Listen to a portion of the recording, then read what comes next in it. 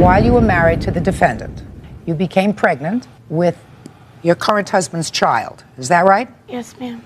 She got pregnant from another man just 4 months after the wedding. Now the groom won't help with the bills. I don't blame him. You don't blame him? No, I don't blame him. I don't understand how you don't blame him. How are you, Mr. Rhodes? I'm fine. How are you? Party's on Rhodes versus Rhodes. Step forward, please. 21-year-old Tamara Rhodes is suing her ex-husband, aerospace administrator James Rhodes, 42, for legal fees incurred trying to collect her child's medical bills. He says the child is not his. Order. All rise.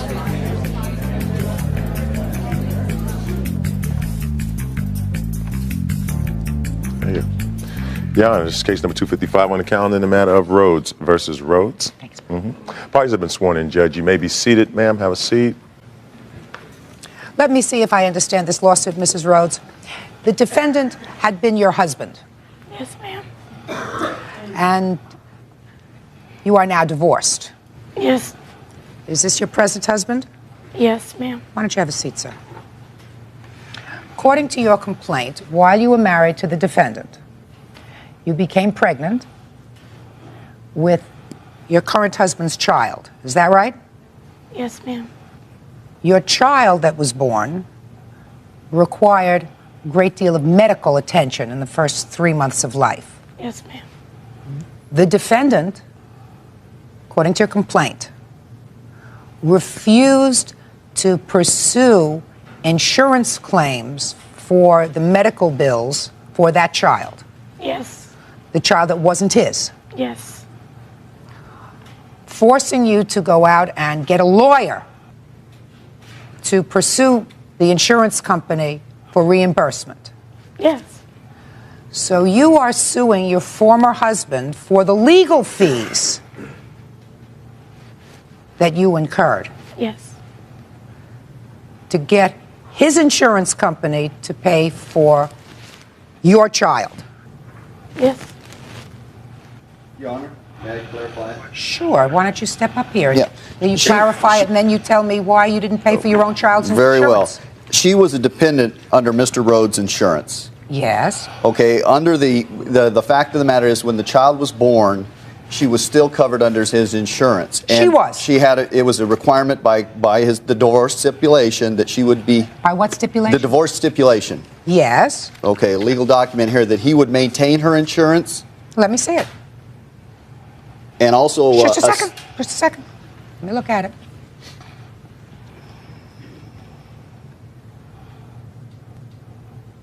Absolutely right. This says that the respondent, that's you, Yes. shall continue to cover petitioner, that's you, under his health insurance That's correct. available through his employer. That's correct. Did you continue to cover her? Yes, I did. So what's your complaint with regard to him? Okay, when the child was born, she was still covered under his insurance because she was still married to him legally. I could not even put her under my insurance as a married woman to someone else. I could do it my employer will allow me to do it as a domestic partner once she's divorced. Therefore, when the child was born, under his insurance coverage, she's automatically covered for 30 days. And I have a book that indicates that coverage. That sounds right to me. Okay, So the child is automatically covered for 30 days. The child went into ICU immediately after birth due to a variety of medical problems. What happened is that once the bills started coming in, his insurance carrier refused to pay them for whatever reason. Right. We went through great lengths. We called him. I even personally talked to him on the phone, said that I was Mr. Rhodes, and asked him, well, what can I do? And they said, well, you have to submit an appeal. And that has to be done in writing, and it has to be signed by the member, which was Mr. Rhodes. Now, we called him and talked to him initially and asked him if he would do that. And initially, he seemed like he would be interested in doing that. We set up a meeting and met with him and his significant other, and at that meeting, basically everything came apart. The parties parted ways, and basically, shortly after, our phone was call blocked to his residence, so she could not call him. What's your last name? Payetta. Mr. Payetta, the insurance company declined to pay for the child for the first 30 days. At that time, yes. And what you're complaining about is that Mr. Rhodes here You don't have to say anything yet, Mr. Rhodes. Mr. Rhodes here said, I'm not filing any appeals with the insurance company. That's correct. And because he said he would not file appeals with the insurance company, you were forced to hire a lawyer. That's correct. And the lawyer was able to get the insurance company to pay up. The majority of the claims. There are still some outstanding. But the insurance company agreed that they had made a mistake That's correct. and that they should have paid. That's correct. Well, I suggest you sue the insurance company. That was a possibility. We talked to the attorney. He said that the chances of that would be very unlikely. Well, the chances of you being successful against Mr. Rhodes are even less likely, sir. He did what was required of him pursuant to this judgment of divorce. Oh, did. yes. Your Honor, it says that he was supposed to assist in the submission of the They claims. said he had the right to appeal. They wouldn't even Just a listen to second, me. just a second. It says that the respondent shall continue to cover the petitioner under his health insurance available through his employer until she is no longer eligible as his spouse and cooperate in the submission and payment of claims and reimbursements. That's correct. That's what it says. Now, you submitted the claims. No, what happens is the hospital submits the claims. They come back denied, and then the hospital sends us a bill and says you have to pay it. Okay, so we called the insurance Just company. a second. You said it was denied. I didn't hear the reason that it was denied. You have that from the insurance company as to the reason it was denied? They said it because it wasn't his daughter. It didn't say because he hadn't signed the claim forms. That's correct. Right.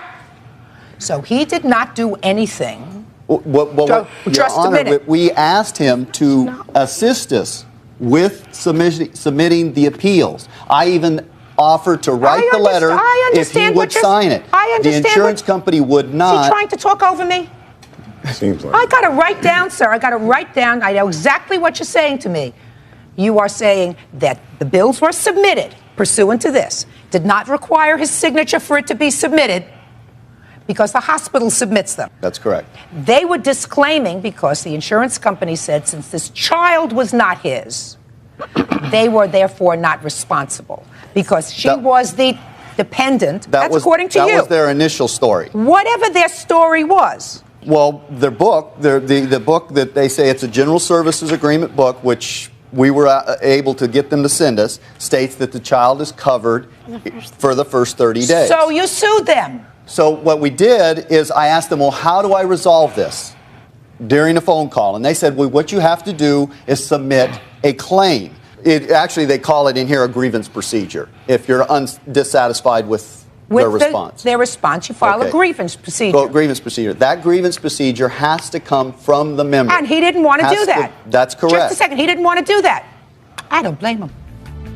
Tamara Rhodes wants her ex-husband, James Rhodes, to pay her attorney bill for trying to collect her child's medical bills. Let me see the letter from the lawyer. By which one is it? How are you, Mr. Rhodes? I'm fine. How are you? Here it is. This one right here. Your Honor, the issue. Let me read. I know what the issue is. I'm really smart.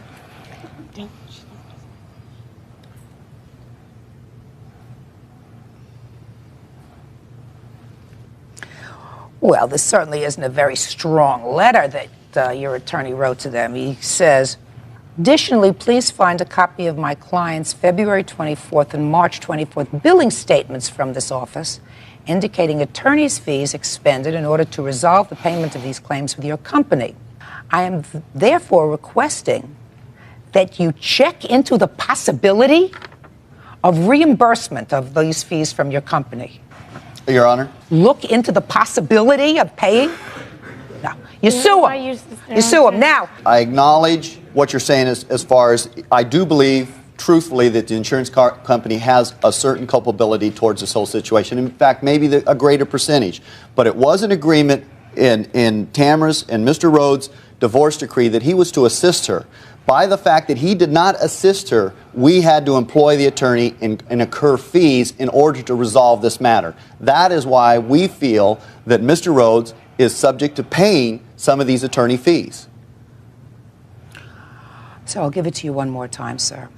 I've read the judgment of divorce. The judgment of divorce provides that he shall cooperate in the submission of claims. Which he did not do. You are interrupting me, which is really ticking me off. Sorry, Your Honor. No. He did not have to do it in this case because the hospital itself submitted the claims on behalf of your now wife and behalf of your child. The judge's direction pursuant to the judgment of divorce did not say anything about and pursuing all necessary appeals if insurance is declined. Didn't say anything about that. It said submission of claims. He chose not to be involved with the appellate process of the insurance company. The truth of the matter is it was the insurance company that was culpable, and your lawyer or you are free to sue the insurance company for the costs that you incurred in seeing to it that a right decision was ultimately made. Your lawsuit's dismissed. That's all.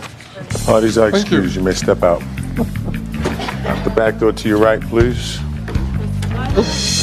Oh, I just hope that Tammy and Jack move on with their own life and take on their own responsibilities instead of trying to make me pay for it.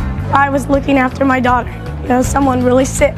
I guess we just have to live with it. Someday we'd like to have our own baby, and our insurance will pay for that. I never hit her. He actually pushed me up against the wall and pulled my hair out. They had a child, but when they split, he cut off the power and phone. I mean, you have a child there. Did you give her any notice that you were cutting off her electricity and her phone? No, I did not. Well, that's not nice, sir. Do you understand? Yes, I did. Perfect. Parties on Favre versus Powell. Step forward, please. 32-year-old construction worker Eric Favre is suing the mother of his child, charity administrator Rebecca Powell, 31, for expenses while living together. Rebecca is countersuing for lost wages and rent. Order. All rise.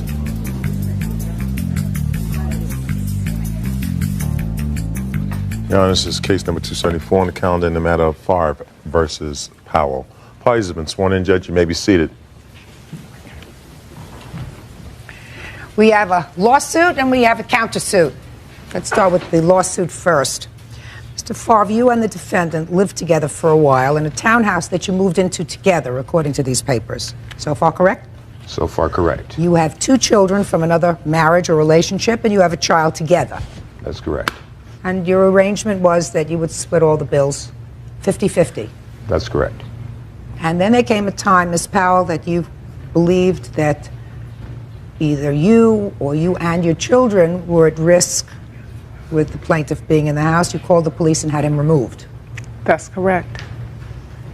And your lawsuit, sir, says that you wanted to be compensated for the deposit that you jointly put down on the townhouse and for the money that you paid for the furniture that remained in the house. That's correct. How much did you spend on all this furniture? About $1,000. And how much was the deposit on the townhouse? $700, I believe. Split that in half would be $350. Do you have all the furniture? Yes, I do. You want to keep all the furniture? Yes, I do. $350 is from the townhouse and $500 is for the furniture. Right. So that's what you put in, $850. Exactly. Now let's get to your countersuit. You indicated to me in your answer, madam, that you were afraid because things had become so hostile in the house. Exactly. That, so hostile, between the two of you, they were hostile, that he might assault you. No, that's what he you said. did assault me. Just a second. Well, maybe I read it wrong. Let me see what you said here. Maybe I You wrote said, it wrong. I knew that eventually he would hit me. And it happened. Well, that's not what you said in here. You never said that he hit you. Well, he did. When? I have the police reports where they came out. He When? actually What day? pushed me up against the wall and pulled my hair out of my scalp. Let me see.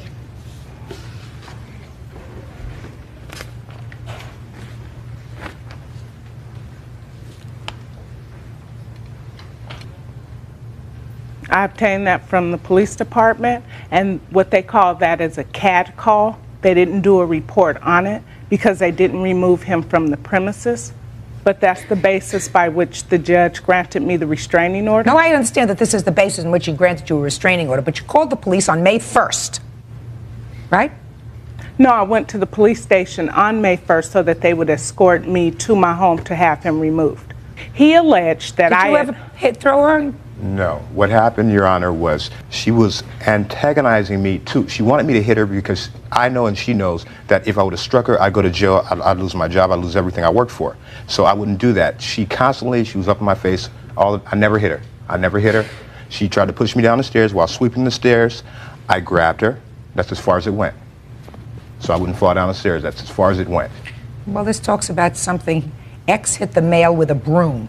That's what happened. No weapons. That's what this says here. In any event, $170 for reconnection fee for the electricity. Now, Mr. Favre, that I had a problem with. Did you have the electricity and the telephone cut off in the house? Your Honor, I had everything cut off. Everything was in my name. She was not paying. She didn't pay me on it. When did you cut it off? I cut it off, I believe, it was like a week into my stay in the motel. How did you know she wasn't paying? I called and I checked. I called the PG&E, I called the phone. Well, that was a week. You left on May 2nd, sir. So you're telling me on May the 9th, you called and found out that the bill hadn't been paid, so you cut it off? Yes. Well, that wasn't nice, sir. Well, you have a child there. Did you give her any notice that you were cutting off her electricity and her phone? No, I did not. Well, that's not nice, sir. Your Honor, you have a child living there. She has 2 young children. What if she had an emergency? According to her, she came home from work and found no phone, no electricity. Is that right? That's correct. How much did they charge you to reconnect? Let me see the bills. They charged me $130 to reconnect the electricity plus the bill, which was about $40. And then the telephone, they charged me the reconnection fees plus that bill. Just give me what the reconnection fee was. About $100, roughly. Let me see. I don't have that paperwork. Well, you're suing for it, so how could you not have it? That's what your countersuit is about, the reconnection fees. It happened, he admits to it. But I don't know how much it was. Courts don't do abouts. I mean, you would have a bill, Ms. Powell. Your bill would say, this is what it cost to reconnect because it was disconnected. Then I would know how much it was. Exactly. I do not have the bill. Good. So then I can't consider it because you don't have it. You have to bring your proof to court. $320 for child care expenses for the month of May resulting from the restraining order. What's that about? He was watching our daughter prior to the restraining order. Once he was removed, I had to get child care. But you had him removed? That's right. I had him removed. Fine. Have you taken him to court for child support? Yes, I have. So what happened? So they granted me child support, and I have not seen a dime of it since May. Are you under an order for child support, sir? I'm not under anything for child support that I've received, nothing. Were you both in court together for child support? No. He failed to show up to that hearing. Oh, well, then you better check, sir. There probably is a warrant outstanding for your arrest. Is there a warrant outstanding for his arrest? No, there's not. Well, if he was properly served, then you would have gotten a warrant for his arrest. He's not working. The court told me that when he finds a job, I am to serve his job with the wage statement to take the money out of his check. Eric Favre says the mother of his child, Rebecca Powell, owes him for expenses. Rebecca says she had him removed for domestic violence. How much money in child support are you supposed to get from him? $697 a month. Okay. And they entered that order by default. Exactly, because he didn't show up to 2 hearings on child support. So, Mr. Favre, where are you currently living? I currently live in Oakland. How much rent do you pay? I pay $540 per month. And you pay that directly to the landlord? Yes, I do. Who's the landlord? The landlord is Jew Properties. They also in Oakland? No, they're in Berkeley, I believe. And from what source do you get this money to pay your rent? I've been working odd jobs with construction to pay my rent and to pay my daughter's daycare. Where was the last job you worked in construction? Contractors Labor Pool. They're located in Emeryville. I work as a painter and I do construction work. When was the last time you worked there? Yesterday. And how much did you earn? I worked 7 hours, about $77. You put this money in a checking account. In order to cash your check, you put it in your checking account? That's correct. Where do you do your banking? Home savings. Where is the branch? My branch is on 18th Avenue in Oakland. Is that right near your house? Yes, it is. Very good. You now have sufficient information with which to go back to the family court. Do you understand?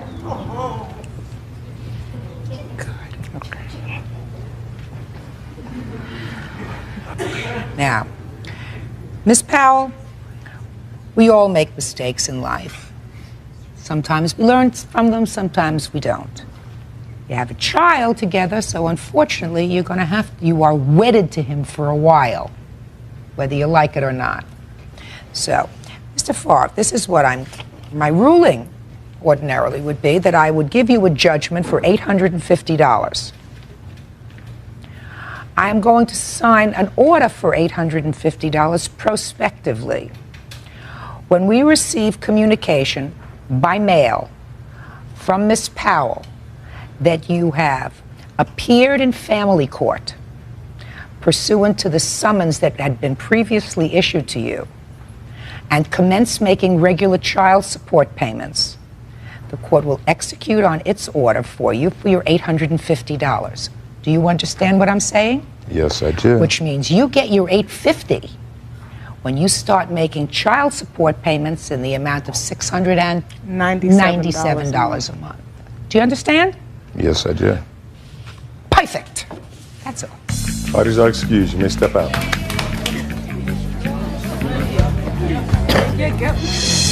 And now the next case. Parties on Sims versus Sims. Step forward, please. 44-year-old construction worker Kenneth Sims wants his ex-wife, Mary Sims, 38, to pay for his car. You and the defendant had a rather rocky relationship, according to these papers that I see, and you also have a child together. How old's the child? He's 21 months. According to your complaint, Mr. Sims, you decided to leave the house, and you left certain items in the house, and the defendant kept your car. You want to be reimbursed for the things that Miss Sims, according to you and according to her, threw out. And you want to be compensated for the car because she won't give it back to you. Yes, ma'am. When did you start living together? Because that's not clear in this report. The 7th month of this year, 98. But you had a relationship before that because you have a child that's 21 months old. Yes. What happened in July, sir, when you started to live together? Well, I'd moved in with her. I was there a few days, and she had a couple of friends come up to me and kind of bodily threatened me. Told me that if I ever did anything that harmed this woman, that they would take care of me. And had you ever done anything to her before? Yes, I have a family violence history. 44-year-old construction worker Kenneth Sims wants his ex-wife, Mary Sims, 38, to pay for his car. So after her friends came up and said, you ever put your hands on her again, you're going to be chop suey, right? You decided to leave. Yes, ma'am. I left that morning. I had given Mary $100 for rent for that week. I had left the back door open and went around the back and got my things out quietly in haste of leaving. And I left a few things there that I didn't realize because I was scared. Where did you go? Where did I go? I made a phone call to another girlfriend of mine that I had before that's been helping me out, and went and stayed with her. Where was Miss Sims? She was at work. I was letting her use my car and gave her my keys so she could have a vehicle to go to work. Were you working at the time? Yes, ma'am, I was. How were you getting to work? One of the guys there was giving me a ride. So somebody came by with a car, picked you up with your stuff. What stuff do you say you left behind? Did you want to see the paper? Sure. It was the bowling equipment, belts, buckles, a few things, the items that I had out of moving out in Bowling haste. ball. Why didn't you take a bowling ball with you, sir? Where we had put the bowling balls was in the cupboard where the towels are, and out of me just looking around the room, I just... You have his bowling balls? No, ma'am, I don't. Where are they? They were in the trunk of the car. Trunk of which car? The car he gave me. So where are they now? He got them out of the trunk of the car. You don't have the bowling balls? No, ma'am, I don't. A wrist support. What is that? It's a support you put on your wrist when you're bowling. When it's for turning the ball over. Was that in the same place as the bowling balls and the bowling Oh yes, bag? it all fits in the together. bag. You don't have that, do shoes and you? everything. No, ma'am. I have no use for stuff like that. A red palm sander. What is that? It's like a desk sander. It's a vibrating sander that you use to strip varnish or whatnot off. Where is that? I don't know, ma'am. Everything of his that I found left at my house was some jeans, a couple pairs of tennis shoes, and a belt. I didn't hear from him for a couple of days. I didn't know if he was coming back. I threw him in the dumpster. Okay. Oh, what about a marine battery? What's that for? It was a boat battery. It's a marine battery. You can be recharged over and over. And What'd you leave that for? It's just something I just overlooked. Well, you have any of this stuff? No, ma'am, I do not. The only thing that you found there was clothes? Yes, ma'am. He had paged me, and I called him back and told him, look, everything of yours that I found, I threw in the dumpster. If you want it, I'd get over to my apartments and get it. Now, what kind of car was this? It's an 84 Cavalier. You say he gave it to you? Yes, ma'am. Tell me about it. He gave me a signed title. Let me see it. I have a copy of the title. The title is dated 7/16/98. Why did he give it to you?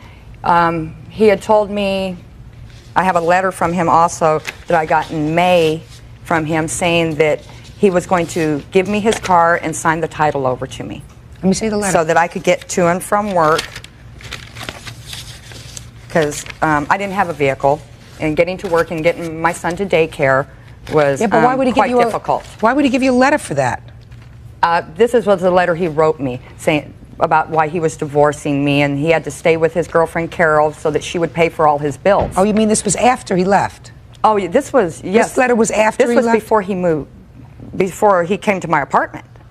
Just a second. That was in May. Oh, this was in May? Yes, and he divorced me in June. And he wanted to move and then in he with wanted me to in move, July. Then he moved back in July. Exactly, that's what he wanted. Oh, just a minute. May, he was with the girlfriend. Yes, ma'am.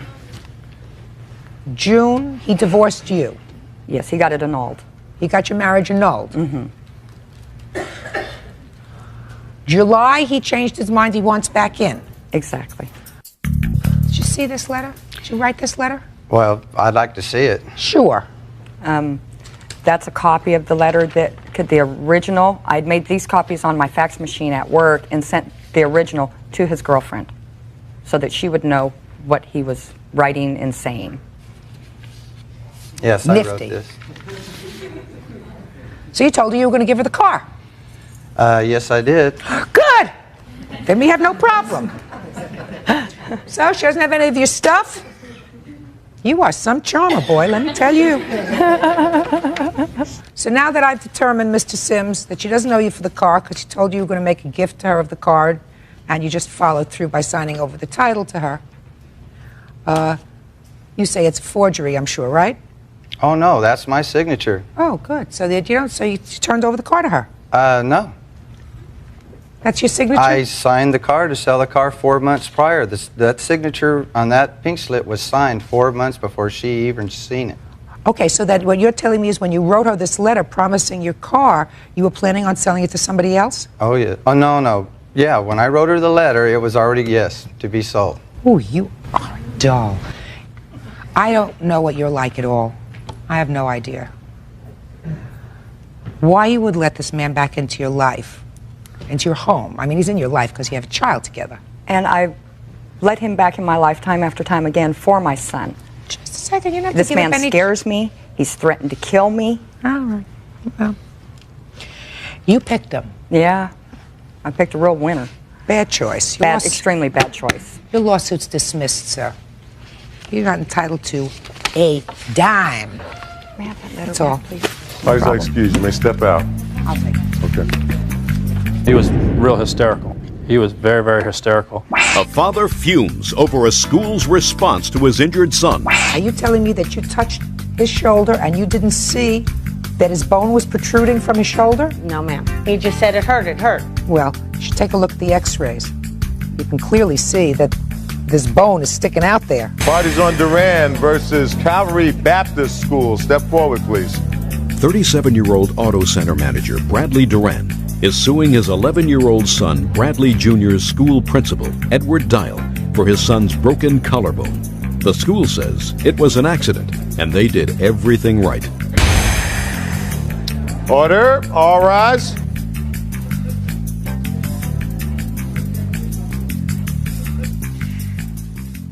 Everybody has to rise. Judge, this is number 305 on the calendar in the matter of Duran versus Calvary Baptist. Parties have been sworn in, Your Honor. You may be seated. Mr. Duran, this is your son, I assume. That's correct. The subject of this lawsuit, who was enrolled in the defendant's school. Going to the 6th grade? Yeah, right at the beginning of 6th grade. That's correct. Was this his first year at the school? Second year. And within the first couple of weeks of school, he was injured. On the 4th day. How was he injured? He was coming from daycare excuse me, he was coming from his class at the end of school, going to the daycare facility on the same premises. And in between passing with another young man, another one of the kids at school, they just said hi to each other, and Bradley continued to walk to daycare.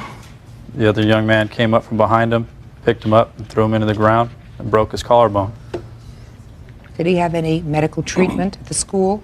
From what I understand, he did not. I was not even called. I was at work. I only worked maybe 5 to 8 minutes away at the most. And I didn't get a phone call for probably 45 minutes. And at the time that I got the phone call, you know, he was real hysterical. I mean, there was something wrong because he was very, very hysterical. And I said, you know, what happened? What happened? And you know, I couldn't get one thing out of another, so I said, okay, keep him in the office. Keep him in the office, and I'll be there. And they said, we close at 4 o'clock. I said, fine, I'll be there. I was there in 10 minutes. I was there. Went to the office, and he was not in the office right where I asked him to keep him. They sent him back to daycare, went over to daycare, and he wasn't even there. They didn't know where he was. So by this time, I was fuming. And you could tell that he was all hysterical. You could see the bone had already come up and down. I got the x-rays right here, and it shows it big time. It's right there, and he was in a lot of pain. Let me see the x-rays. You took him to the emergency room first, I assume? This is where you had the x-rays taken? Yeah, I called my wife. As soon as I took him back to my work, called my wife, and we came back and took him over to the Rancho San Antonio, to the medical center.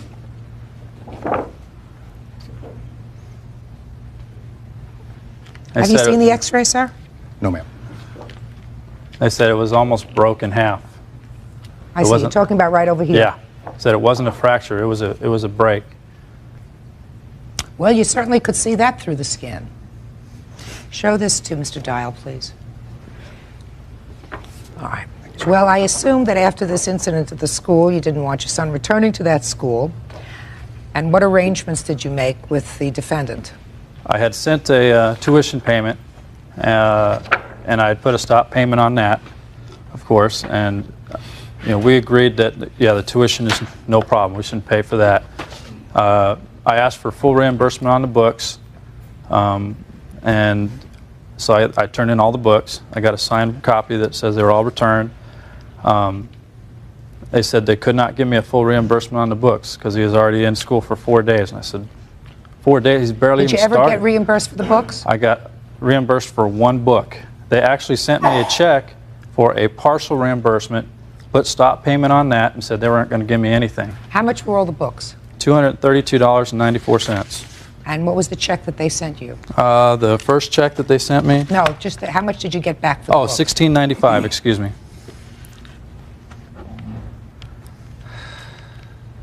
What else?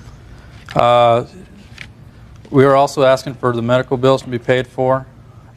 And if I break it down, we paid probably close to $600, or we're having to pay about $600 out of pocket. Well, that's what I want to know. I want to know what you have to pay out of pocket. Right. Now, you're suing the defendant for $5,000 for injury that occurred in his school, which means that you have to establish to my satisfaction that there was some sort of negligence on the part of the defendant. Now, I assume you're here to tell me, sir, why there was no negligence on your part. Well, as soon as we could talk to Brad and find what had happened. Were you there? Talk to him. No, ma'am.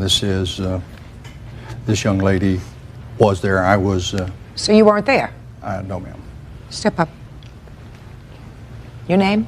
Laura Brame. And who are you? I was his 6th grade teacher for the 3 days he was at school. Were you the first person from the school that he saw after this injury? He went to the office after the injury. Who was in the office? The secretary, and she sent for me, and I came to the office, and he was upset and yelling and screaming more about the young man that had hurt him, and he needs to get in trouble, and he needs to get in trouble. And I tried to tell him Mr. Dow would take care of it. I would write a note, and he would take care of the problem. And no, he has to get in trouble, and I want him to get in trouble. And I kept asking him also, are you hurt? You want me to call mom? All he said was, my shoulder hurts. Okay, and first clue, my shoulder hurts. So what did you do? So I tried to calm him down, gave him some ice, took him to... Just a second. You tried to calm him down, you gave him some ice. What'd you give him ice for? To put on his shoulder. Had you looked at his shoulder? No. You mean you didn't look at it? I didn't. The answer was no, you didn't look at it. No, I didn't take... Did the secretary, in your presence, look at his shoulder? No. And this was a summer day? It was yes, September. Yeah. So it was warm, so he was wearing a light shirt. I don't know what he was wearing. Well, it had to be a light shirt. He wasn't wearing a bulky sweater. No. Right. And that break clearly... there was no sticking out or anything. Did you touch it? Yes. Are you telling me that you touched his shoulder and you didn't see or feel that his bone was protruding from his shoulder? No, ma'am. Well, you should take a look at the x-rays. You can clearly see that this bone is sticking out there. So, but he didn't seem to be screaming in terrible pain. He just said it hurt, it hurt. Bradley Duran wants his son, Bradley Jr.'s medical bills and punitive damages for a broken collarbone. Principal Edward Dial and teacher Laura Brame say they did everything possible.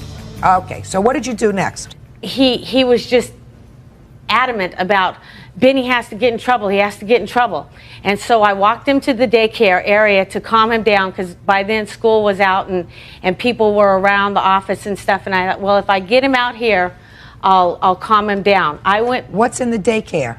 It's our after-school program. Well, there are other children there. Yes. Well, that was your next mistake.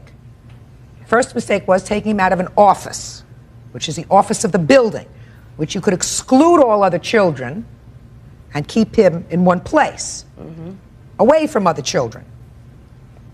Because quite frankly, with that kind of injury, if another child came up to him and bumped him or threw him, he would have been in more serious trouble. So you took him to the daycare center, and what did you do with him there?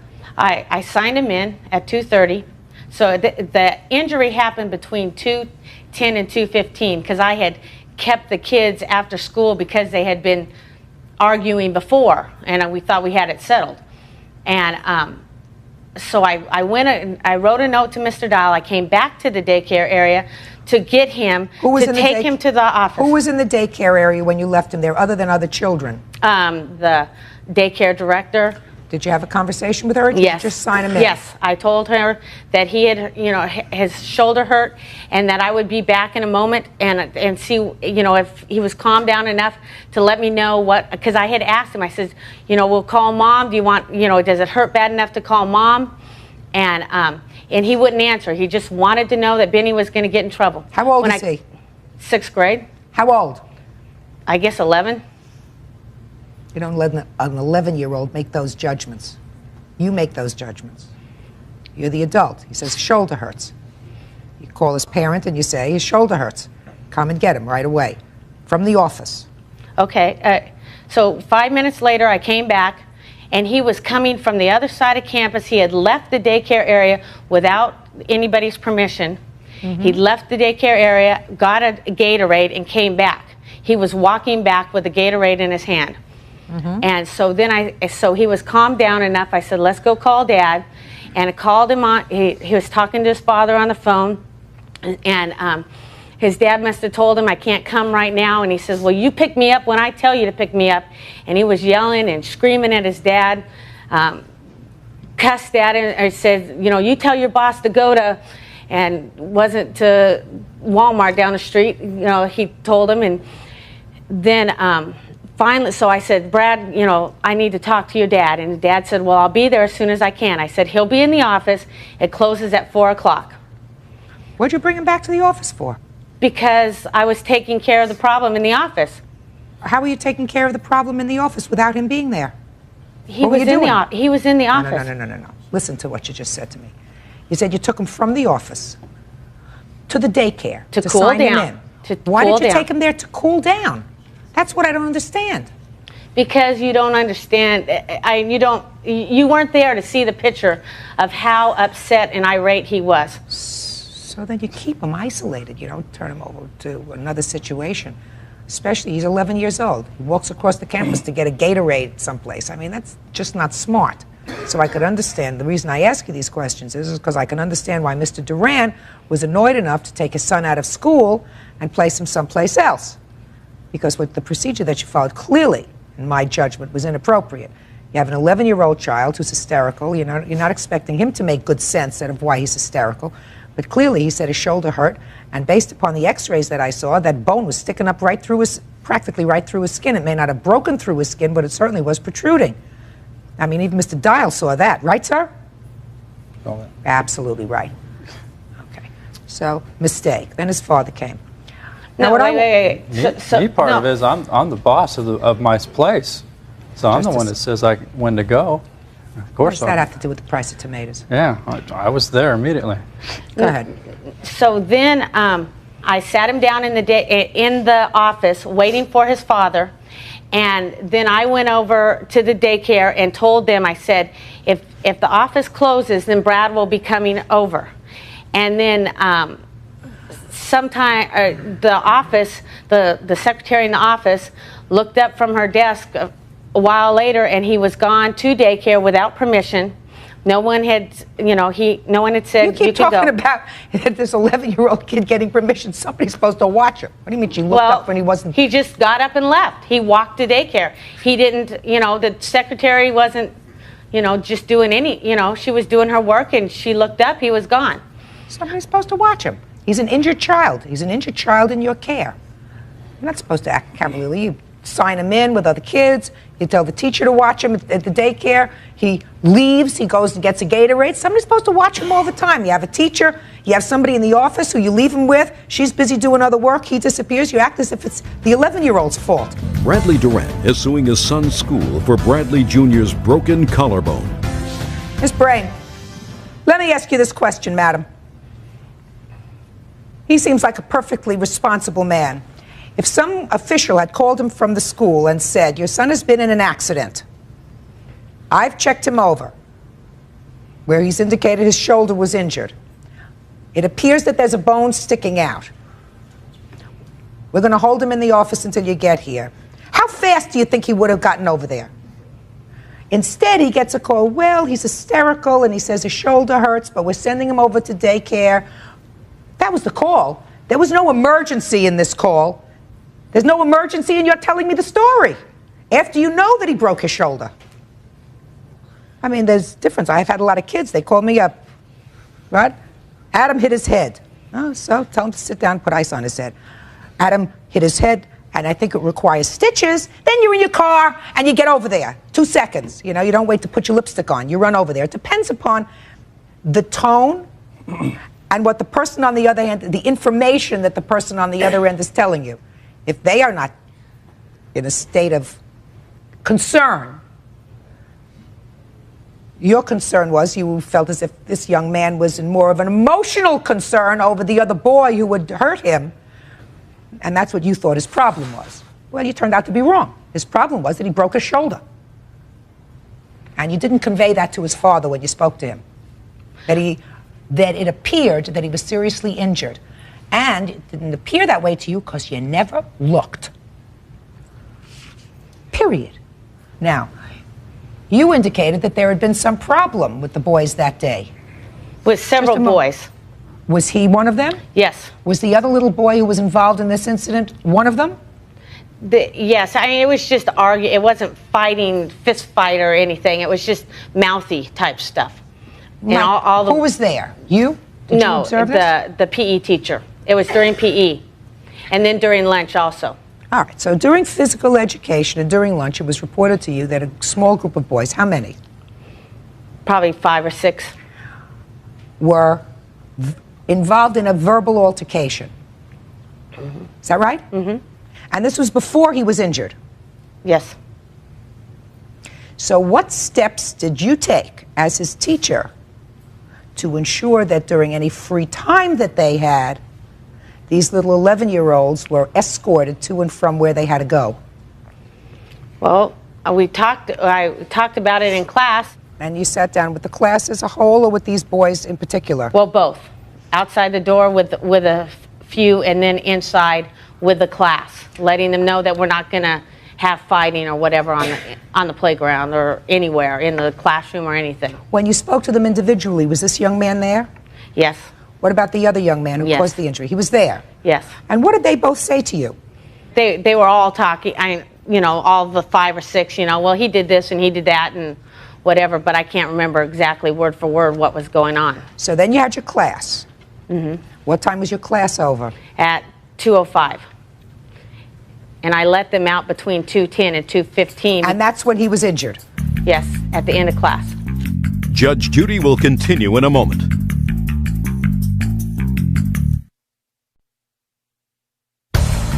Want justice?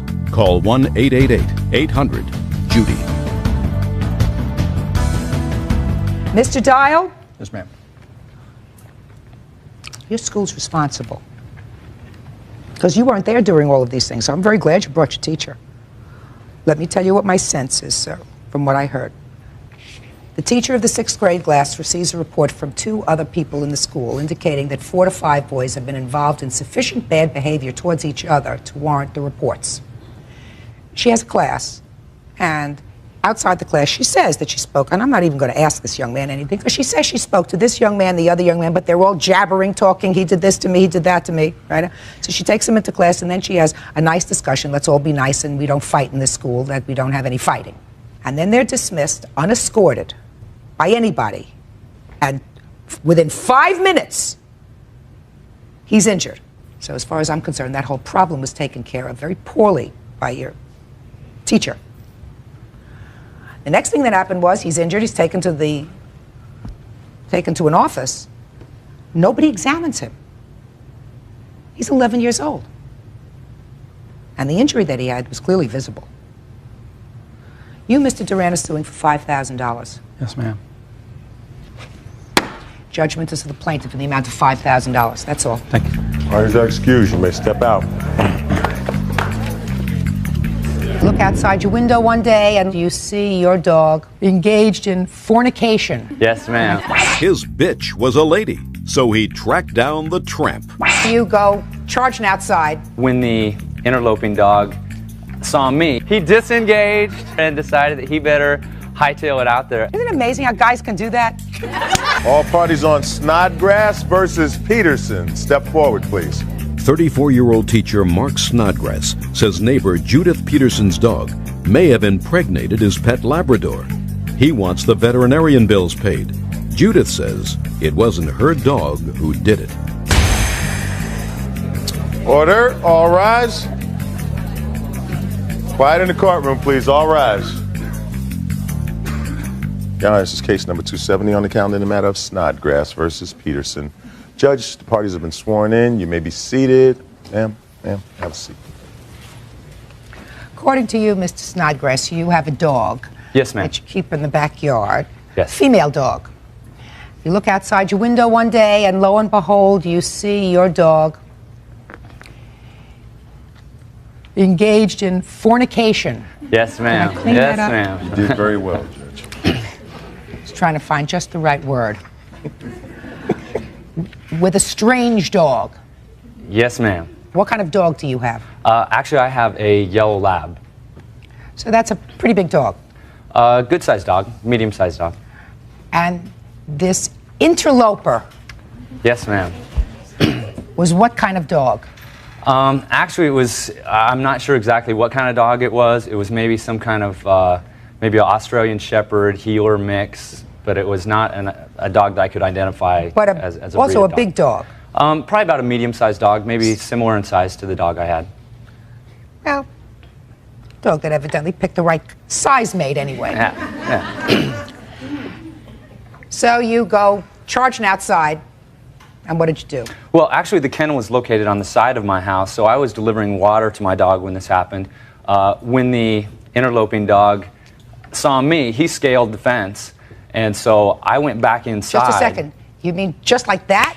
He disengaged? He disengaged. Disengaged. He quit his business right there and decided that he better hightail it out of there. And I, at that point in time, kind of said, "Hey, Isn't it what are amazing you how doing?" guys can do that? Dogs can do that. What? Dogs can do that. That's right. So after this happened, I did not recognize the dog. I mean, I only saw him for a moment, but I didn't recognize him as any of the dogs that are in my neighborhood. So I went back inside, and I saw him kind of skipping down the sidewalk. He seemed pretty happy. And Pretty happy. Seemed pretty happy at that point in time. Okay. And he was kind of going down the sidewalk, so I knew that I had to figure out whose dog it was. So I grabbed my wife's camera, hopped in her car, and proceeded to just observe this dog, and knowing that at some point in time he would go home. You followed the boy. I followed him. And he went here and there, and after about a half an hour or so of following him, he jumped over another fence. He went kind of down a little ditch canal and jumped over another fence. And so I was curious where that was, so I parked my car, walked through this parking lot, and looked over the fence, and kind of started barking and stuff. So that kind of keyed me in that was probably his house. So I went around the block to the front, and of course when I went around to the front, there he was, standing there in his smugness, I guess. And it turned out to be the home of the defendant. Yes, it was. Yes, it was. So you went up to her at that time? No, ma'am. Actually, what happened was I took some pictures. One of the things that I noticed was that a hole had actually been cut. Even though the dog could scale the fence, a hole had been cut or had been worn through by the dog, so that he had basically free reign of... Let me see the picture. Let me find that real quick. He had free reign of the property there, which I felt was kind of an interesting situation. There is a hole there, in the but side of the fence. that's a whole other story. So the dog didn't have free reign.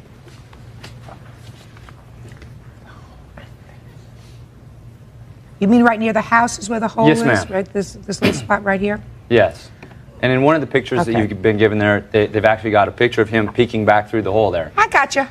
Right over there. Little spot right over here. All right, well, there did come a time when you found out who the owner was. Yeah, I tried to contact the defendant a little bit later in the day. Actually, I went home and contacted the Humane Society. They told me at that time that what I needed to do was I needed to get my dog to a veterinarian as soon as possible, because at that point in time I wasn't sure whether a successful breeding had occurred or not. Because your dog was in heat? Yes, she was. They told me that I needed to get her to a vet right away to have an injection that would suspend any kind of pregnancy or anything, but I needed to get her in real soon. So I took her to the vet. The very next morning, or the very next afternoon, I went to the defendant's home.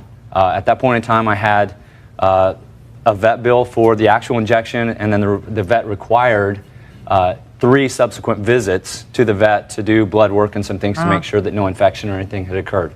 I rang the doorbell. She came to the door. Her and her dog were inside. I talked to her for just a moment and told her what basically had occurred. She said, that she didn't have any money, and that she wasn't sure if that was the case, and that I was probably just trying to get money out of her or whatever. And that's where it's at. Now, when did this occur, sir? The day that the dog was at my house was July 17th. I talked to her on the 18th, which was a Saturday. Okay. Well, knowing a little bit about the gestation period is 63 days, is that right? Yes, ma'am. So you haven't had puppies? No, my dog ended up not having puppies, which was a blessing. And what were your vet bills as a result of this? The vet bills that I have at this point in time come up to $346.35. The injections and the subsequent visits also, because of the breeding being real unsanitary conditions, my dog also contracted a urinary tract infection and some other things, and so she was kind of in bad shape for a while, and so she had to be put on a special diet for a month and some other things. But your total vet bills are $346.35. $346.35, yes ma'am. Mark Snodgrass says Judith Peterson owes him for veterinarian bills after her dog mated with his pet Labrador. Judith says her dog didn't do it. Now I'll hear you. Well, most of what he said is true. He did come to my house. I keep my dog chained up in my front yard, not in my backyard. I don't let him have free rein. The hole isn't there so he can come in and out as he pleases. He is chained up and with a stake that goes into the ground 3 foot. When he's not chained up, he was in the house with me. He showed up at my door.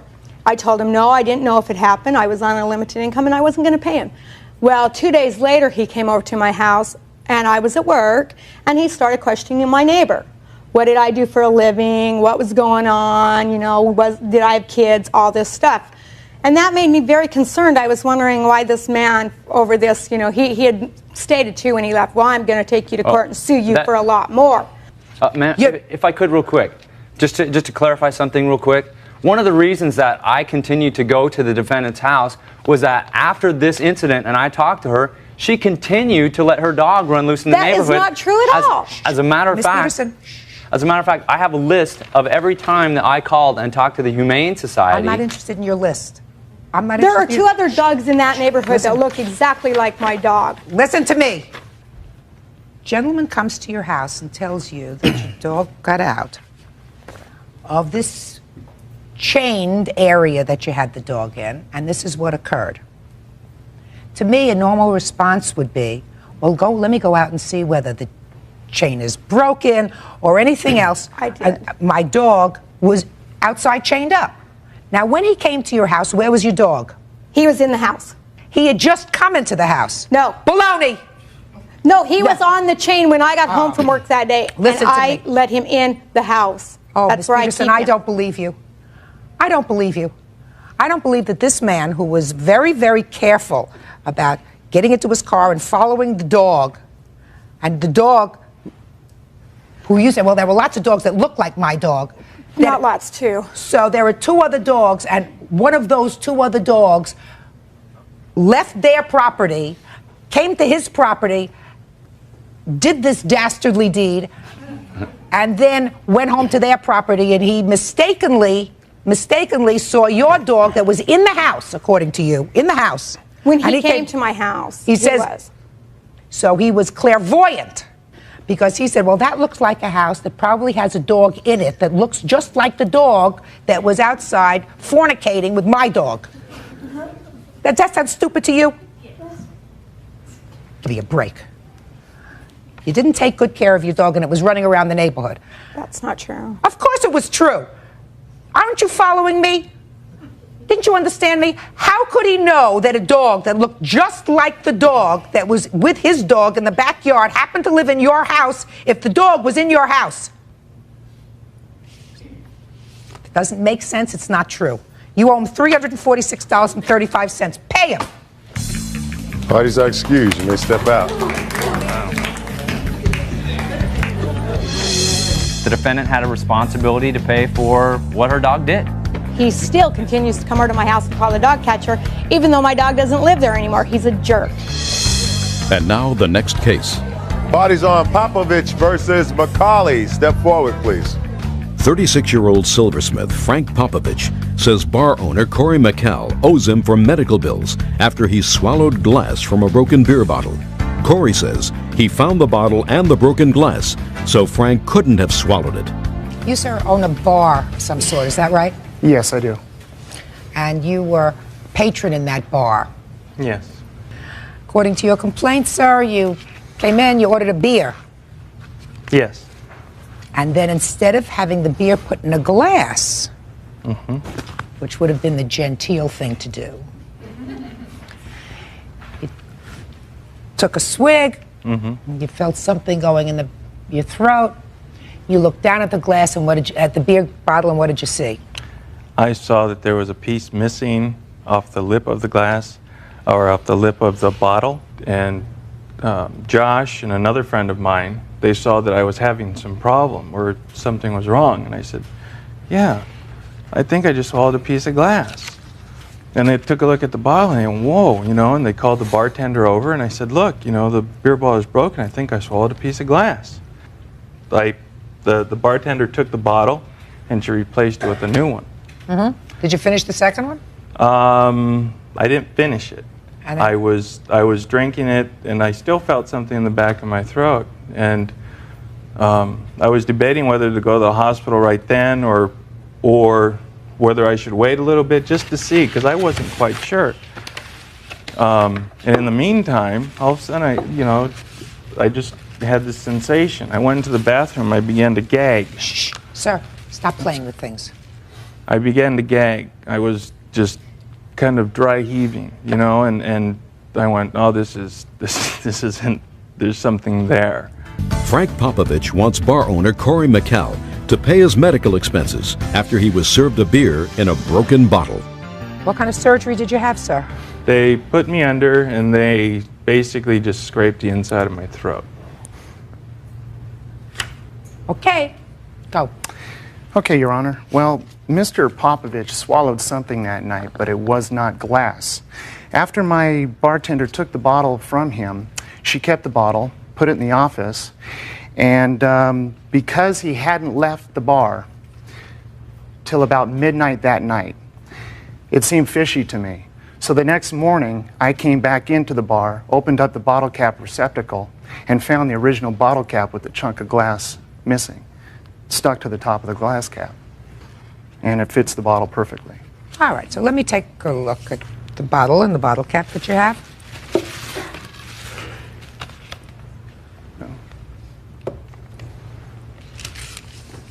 Now, there was a tiny piece of glass that is missing from there. He says Just a that... second.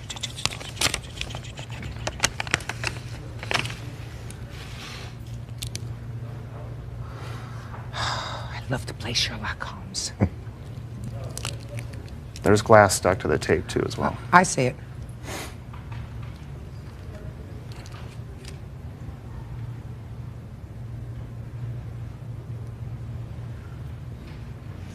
Well, I certainly see Mr.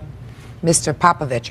What he's talking about when he says he found a piece of glass in this bottle cap, Yes. which was very smart of you to do, sir. Thank you. To go around and see if you could find the culprit cap.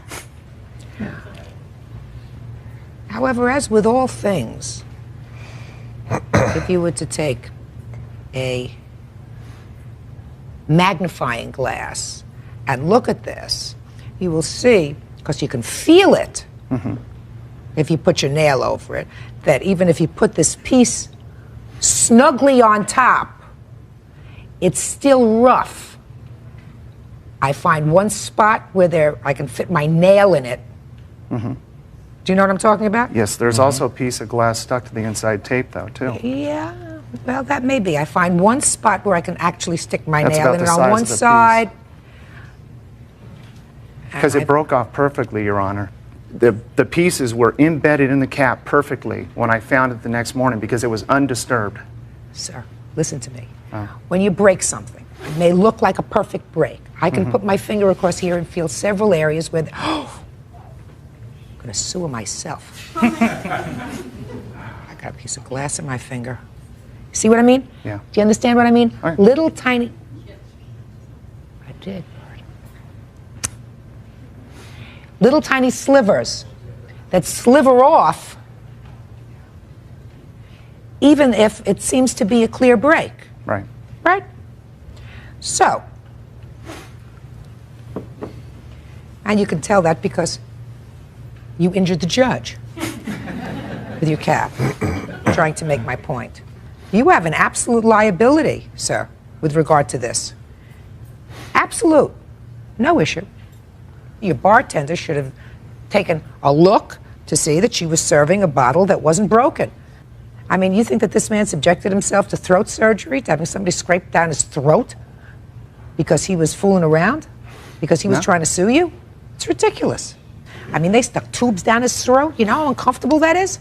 And up if my he was nose. just and down his nose, if he was just fooling around trying to make a lawsuit, and if he was trying to make a lawsuit, he would have wanted a lot more than just his medical bills paid.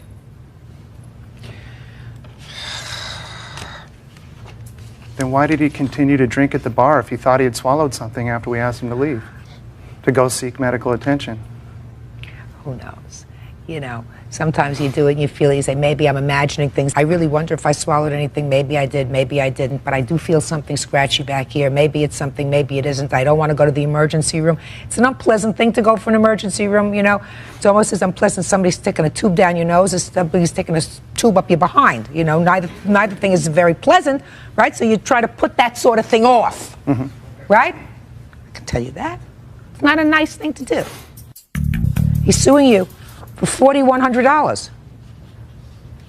That's a bargain. Surgery alone, having that kind of surgery alone, is really unpleasant.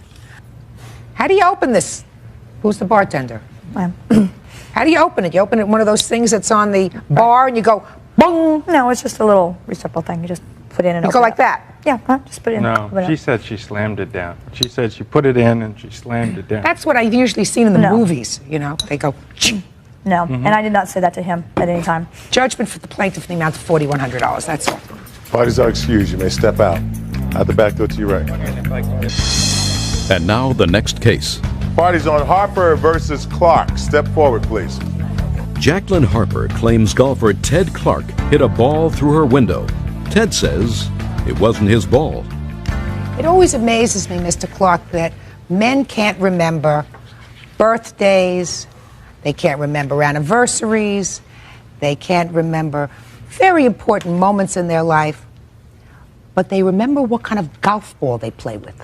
Strange. Anyway, lawsuit is about a golf ball and whose golf ball it was that broke your window. Right? Right. So you live on a golf course. That's right. Why? I've asked myself that same question too. I've never lived on a golf course before this. I always wondered why people would live on a golf course. Seems to me you're outside, you know, want to be puttering in the backyard, sitting by your pool and you're, you know, dodging golf balls. That's right. I was not aware that, you know, I figured people kept their golf balls on the golf course. The good golfers do. Which was But there are a lot of duffers out there. assumption on my part. Okay, so you're sitting in your house and all of a sudden you hear crash. Was this the first crash that you heard?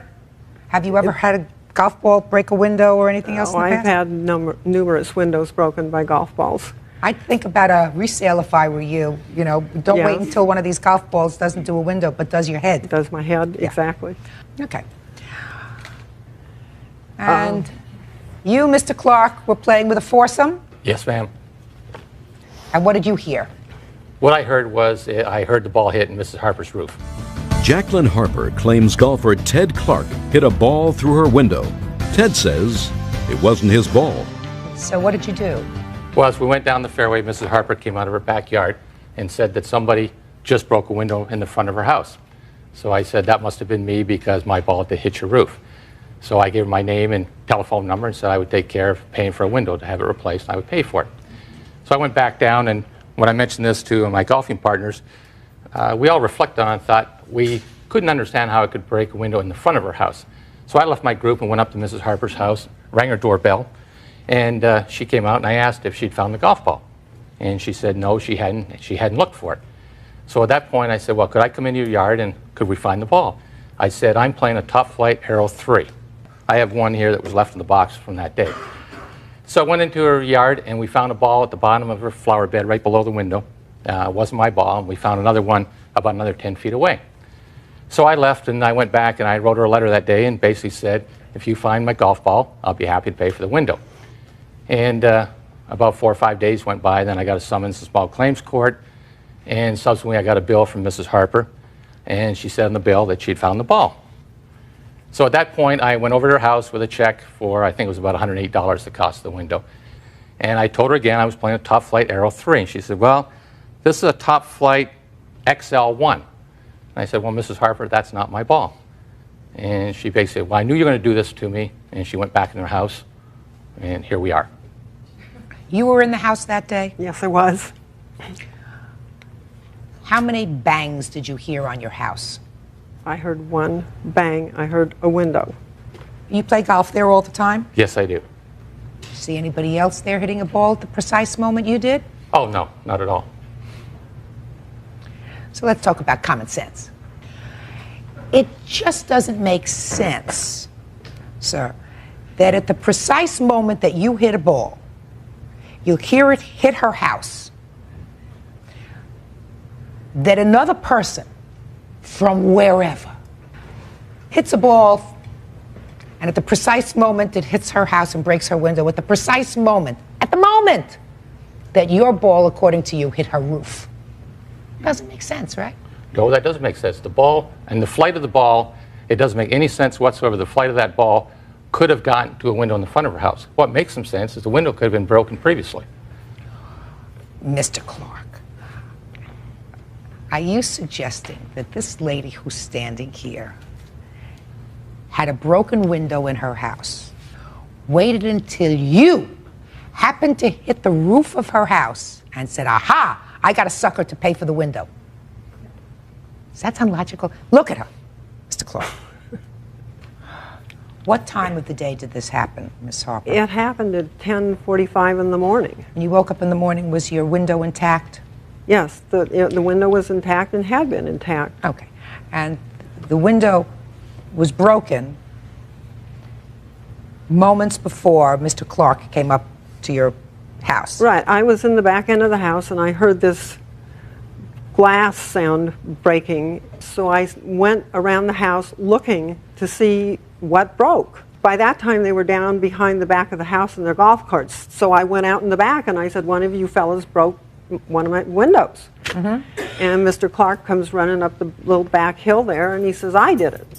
She's suing you for $109.48, which you would agree is the cost of replacing that window. She'll Correct. show you a bill. You have a bill? I have a bill. Show I it to don't Mr. deny that Clark. whatsoever. Show it to Mr. Clark. I have a letter that I wrote to him. I don't need a right letter. there.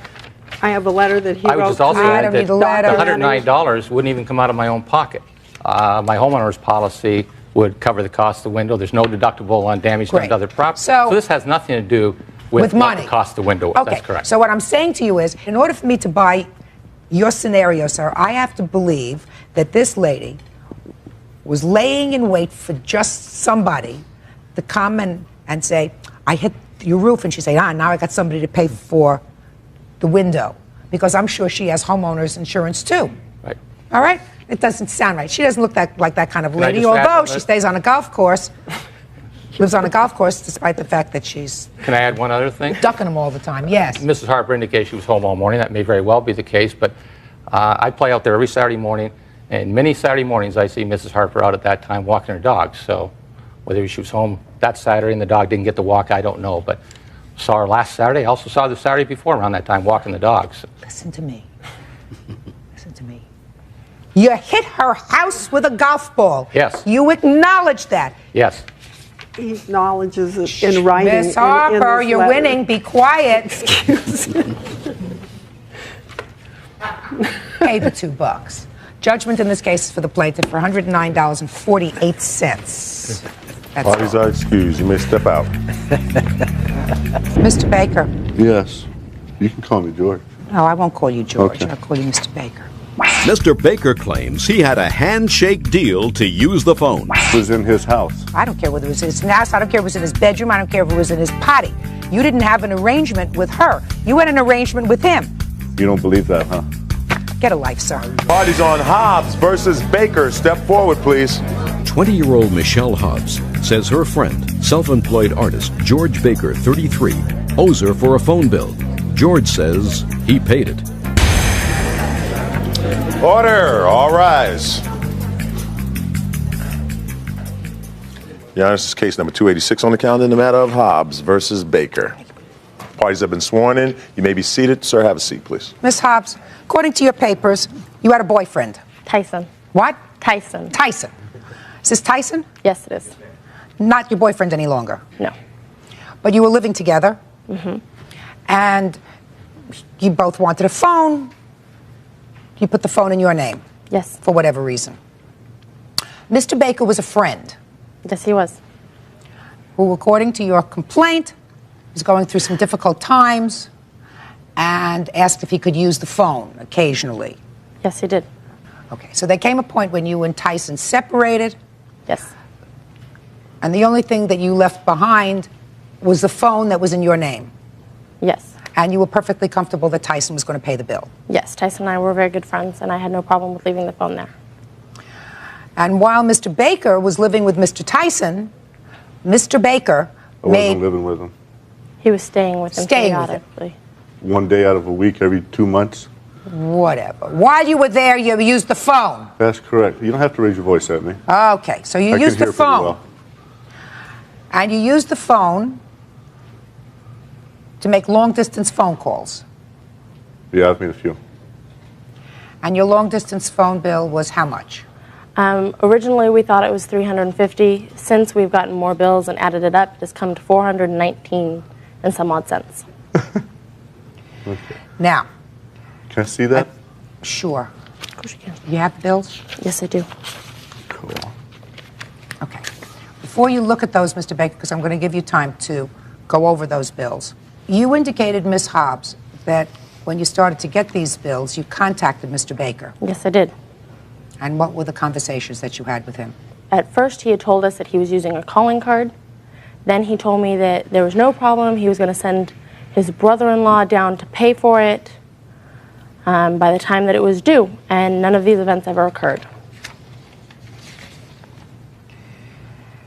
Now, Mr. Baker. Yes.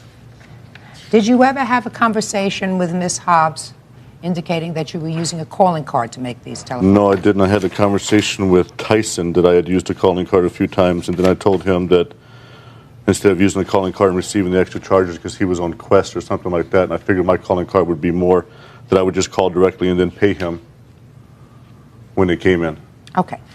So you did have an agreement with Tyson to pay the bills as they came in. Did you, in fact, pay the bills when they came in? The bills that I felt necessary to pay, yes. Looking at these, I have no idea who some of these phone numbers are. George has not made one payment to the phone company Well, the at all. first time a payment came in from Tyson, or the phone bill came in, Tyson came to me. This was, first time I believe was in April. If I recall, he came to me and said, your phone bill is $74, something like that. I gave him the money for $74. Is that correct? Yes, but that's not what this bill is about. Okay. That was back in April, so we gave you $74. Stand up here, Tyson. Did you continue to allow him to use the phone? Yes. Over the period of months, I've loaned money to him. He's paid back. I've loaned money. He's paid back. I believe it was January or February. I loaned Michelle $160 to get her car fixed, which I've never seen back. That is untrue. He has never given me any money to fix my car. My car is not in need of fixing. My car is a '92 Saturn. Mr. Baker. Yeah. You were aware of the fact that the phone bill and the phone was in the name of Miss Hobbs. Yes, I was, but I was also aware that it was in his house, to which she was not a resident of. Okay, but you understood that it was. I'm asking you these questions, sir, and there's a reason for my asking you these questions. Okay. Okay. Now I'm going to get to your defense, because this is not a difficult case, because your defense is most telling. Your defense is that he owed you money. Correct. And because And she owed me money. she says she doesn't owe you any money. Well, it's all about who's telling the truth anyway, but she Right. owed me $160 for a car. Mr. Baker, did you pay her directly this $160, or did you give it I gave it to her directly, in cash? in cash, like I normally do. Excuse me? When I loan people money, I give it to them in cash. That's When I nice. get a handshake, that's good enough for me. Well, you didn't have a handshake with Miss Hobbs with regard to making this bill even. You may have had a handshake with Tyson. But it was here in to his have- house. I don't care whether And it he was was in the his one house. I don't using care if it it. was in his bedroom. I don't care if it was in his potty. You didn't have an arrangement with her. She You had had an arrangement with him. No. She had an arrangement with him to pay the bill, which means anybody that uses the phone is given permission by him, so he's held liable for it. I can make the agreement with him I don't have to make a tourist. Look over the bills. Look over the bills. I'm looking over the bills. Good. Please look over the Can I bills now. say No, no, one? no. I'm going to be quiet. I don't want to confuse Mr. Baker. I want him Oh, I to be don't able to get look over the confused. bills. I can agree with the phone calls to Georgia, Salinas, and Phoenix, Arizona, and Mesa, Arizona. Tempe. Yeah, Tempe would be one, but the ones to Pleasanton, I can't agree that all those were mine because both of us know that person in Pleasanton, and neither one of us could have been caller, and I don't have exact times of when I was there. Most of the calls that I highlighted Can on I this see bill. that, please? But- Go ahead now. Okay. He says that you both know this one Right. person. On this bill, the only calls that I highlighted for him were the ones that were made between calls that he had made long distance. And some of those calls we made together, so I didn't highlight all of them and try to be fair, but like I can't recall every single one I made or every single one he made. So I did my best to make it even and only charge or highlight the calls that he made between long distance calls that I know were his. Michelle Hobbs says friend George Baker owes her for a phone that was turned off. George says her fiancé owes him money. Evidently, you were a better friend to this gentleman than was Miss Hobbs. Right. Is that right? Yes. Very much. Well, when you started to get these bills that he hadn't paid, what conversations did you have with him? He originally said that he was going to use a calling card, and then these calls started to show up, and he said, well, I stopped using the card because it's cheaper and I'll pay you for them. The first bill came in at $411.68. I went over it. $311 was his, and $98 and some change was mine, somewhere in that When ballpark. you say you went over it, who did you go over it with? I went through it myself and highlighted everything that wasn't my call, and I showed it to him. He said, show me the bill, I'll pay you what I owe you. Now, what did he say he was going to do with the $311? He told me he was going to pay it. He would go down to a payment center and pay it. No. And then he didn't pay it, and then he told us he paid it through his brother-in-law, and he had a receipt. We never saw the receipt. Then he said that, oh, well, it got applied to the wrong phone number. It was one digit off. I'll call and have it taken care of. Who did he tell this to? To me. And to her. And to me. Okay, To but he us told both. this to you? Yes. And he was your friend, Yes. really? But the things that he was saying at the time were plausible. It was a minor mistake from the phone company. It was his brother paid it, so there was a mistake on the number. It could No, my happen. It's brother-in-law. happened to me before. You know, you make a small mistake, you take care of it. But as it got farther and farther along, the bill became past due, and it went into collections. So now there's a mark on her credit against her because he kept dragging this out, telling us he was taking care of it and not doing it. And that's the only reason I'm upset, is because she trusted me to pay the bill and I trusted him to pay the bill. Other than that, I don't have much of a problem. But she needs to pay a $300 deposit on top of the bill to get a phone now. And I don't think that was exactly fair. Mr. Baker, where were you living at the time that you were using his phone? With Jessica, who was my wife, Okay.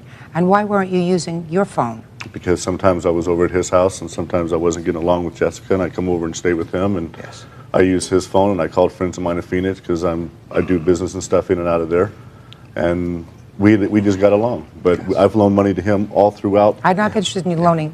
If you have loans, then you take care of it a certain way. Well, you take care of loans. It's basically if you owe me and I owe you, everything cancels out pretty much. Well, that may And that's be- what we agreed on the handshake. No, I don't. basically. Sir, I said You to don't you once believe that, before. huh? No, I don't. A, I don't believe it, and B, you knew very well that the money that was owed on her credit, and therefore, even if I were to But if believe I you, give the even money if to I him- believe you, which I don't, it had nothing. She was not party to that agreement. No, it doesn't have to be a party. He becomes her attorney, in fact, if she lets him put a place in her house. Can I say something Judgment here? in this case is for the plaintiff, and the amount requested in the original lawsuit, which is $350.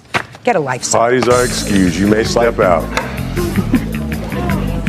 Out the back door to your right, please.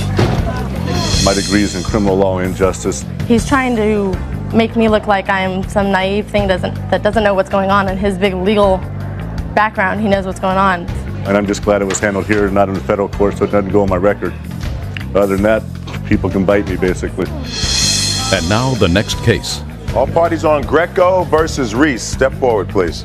Psychic Joyce Greco claims chromatologist Donna Reese owes her for a failed aura photography business. Miss Greco, I've read your papers, and what I gather is that you invested $1,000 to go into a joint business venture with the defendant, who also put up $1,000. And your papers suggest that you believe she scammed you out of your $1,000. Is that right? Yes. Okay. So tell me what kind of a business venture this was. This was Aura Photography. You said Aura Photography. Explain that to me. Aura Photography photographs the energy around your body. And my job was to interpret the picture, and I do it psychically. So you're a psychic? Among other things, I believe we all are psychics. It's whether we choose to use it or not. So how come you couldn't tell that she was ready to scam you? Because it would be unethical to read somebody without their permission. And I don't read for myself. I'm paid to read, and I read. So you're paid to read, but you couldn't do it for yourself? I don't choose to go through life knowing what's going to happen. And well, that was a mistake. It may have cost you $1,000. It may, however. So tell me about this photography first. How does the photography portion, that's your portion of it, the photography, is that right? Well, I have a company that manufactures those cameras. It was not part of this venture. I understand that. Your company manufactures cameras that take pictures of people's... Of an image of the aura, yes. What does that look like? It's a Polaroid picture, it's a double exposure, and then you see the colors around the individual. And we have colorists that interpret it. Occasionally I work with psychics. How did you meet each other? I went to have my picture taken at a psychic fair, and she liked my energy so well, she packed up her things before the fair was over, and she came with me and rented a place in my business where I was working. I do massage therapy and hypnotism. Psychic Joyce Greco claims chromatologist Donna Reese owes her for a failed aura photography business.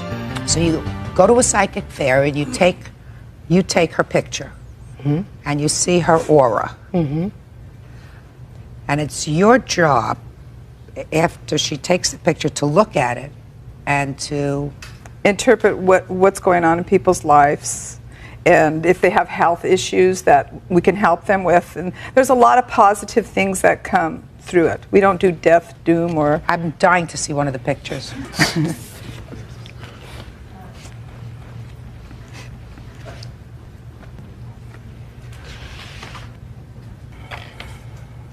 I assume you're talking about these pictures, the ones with all this funny lights.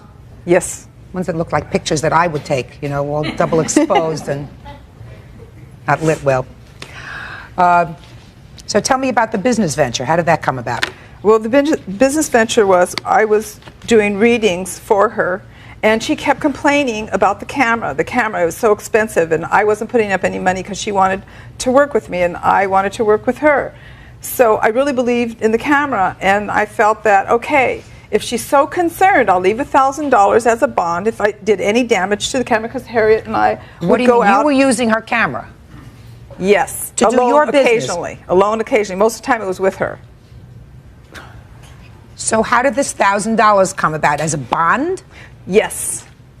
She kept complaining that if anything happened to the camera, she had nothing, that everybody else puts up money, that I don't put up money.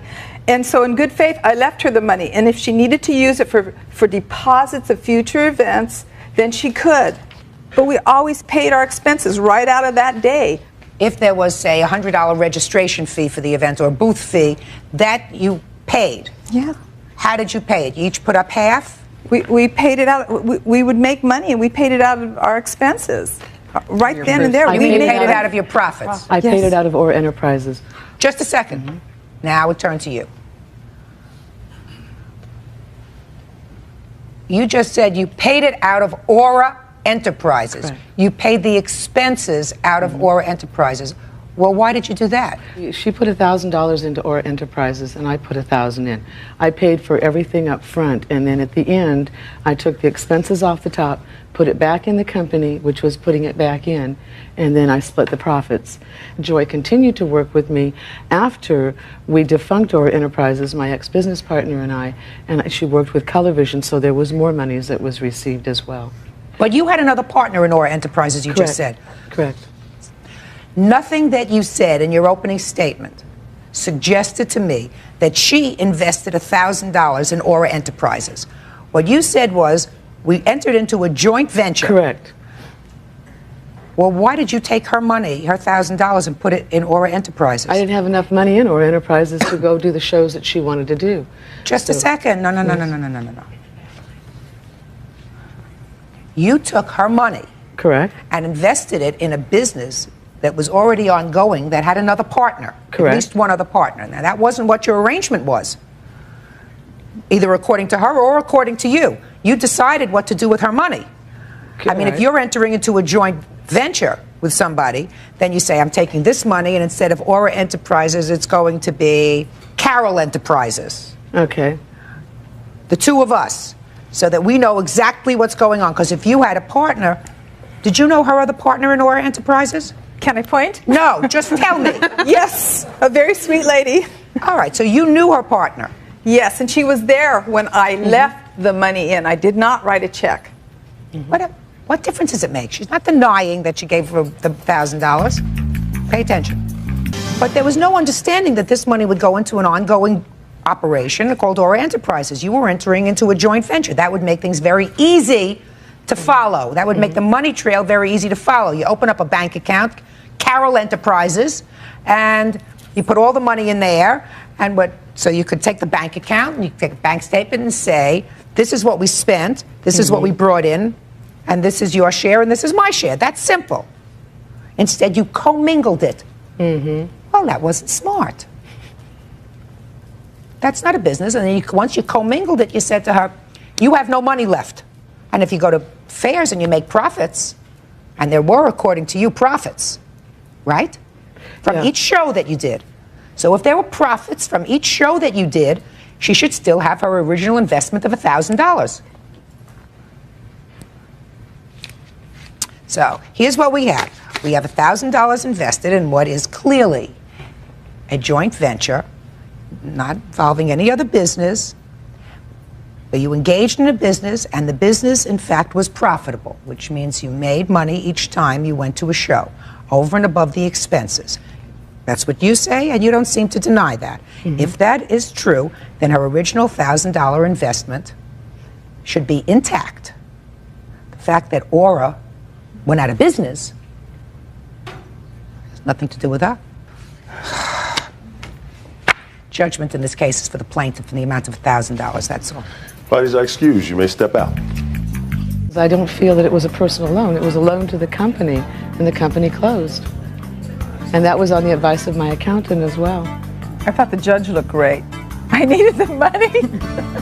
And the fact that I had her sign the agreement with her name, not Aura Enterprises, because it was between her and I. And it breaks my heart. Parties on Wood versus Beardsley. Step forward, please. 41-year-old accounting clerk Karen Wood says motion picture salesman Alfred Beardsley, 36, agreed to pay her half the fee he received for selling photos of Anna Nicole Smith to a tabloid newspaper.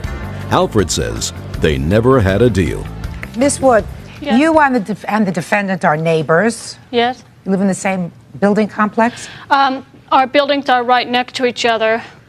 According to your complaint, the defendant came to you one evening and told you that he had gotten word that some celebrity actress was across the street in the parking lot of this supermarket sitting with somebody and drinking alcohol. Yes. And he wanted to borrow some film from you so that he could go and take pictures of her to sell them. Yes. Is that right?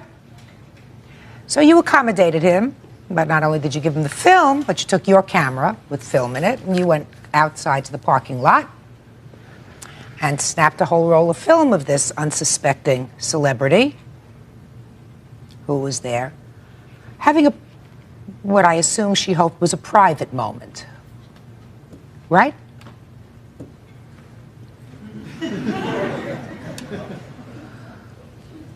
And then he went and sold those pictures to one of the tabloids. And you were paid how much? $1,000. And you want half of that?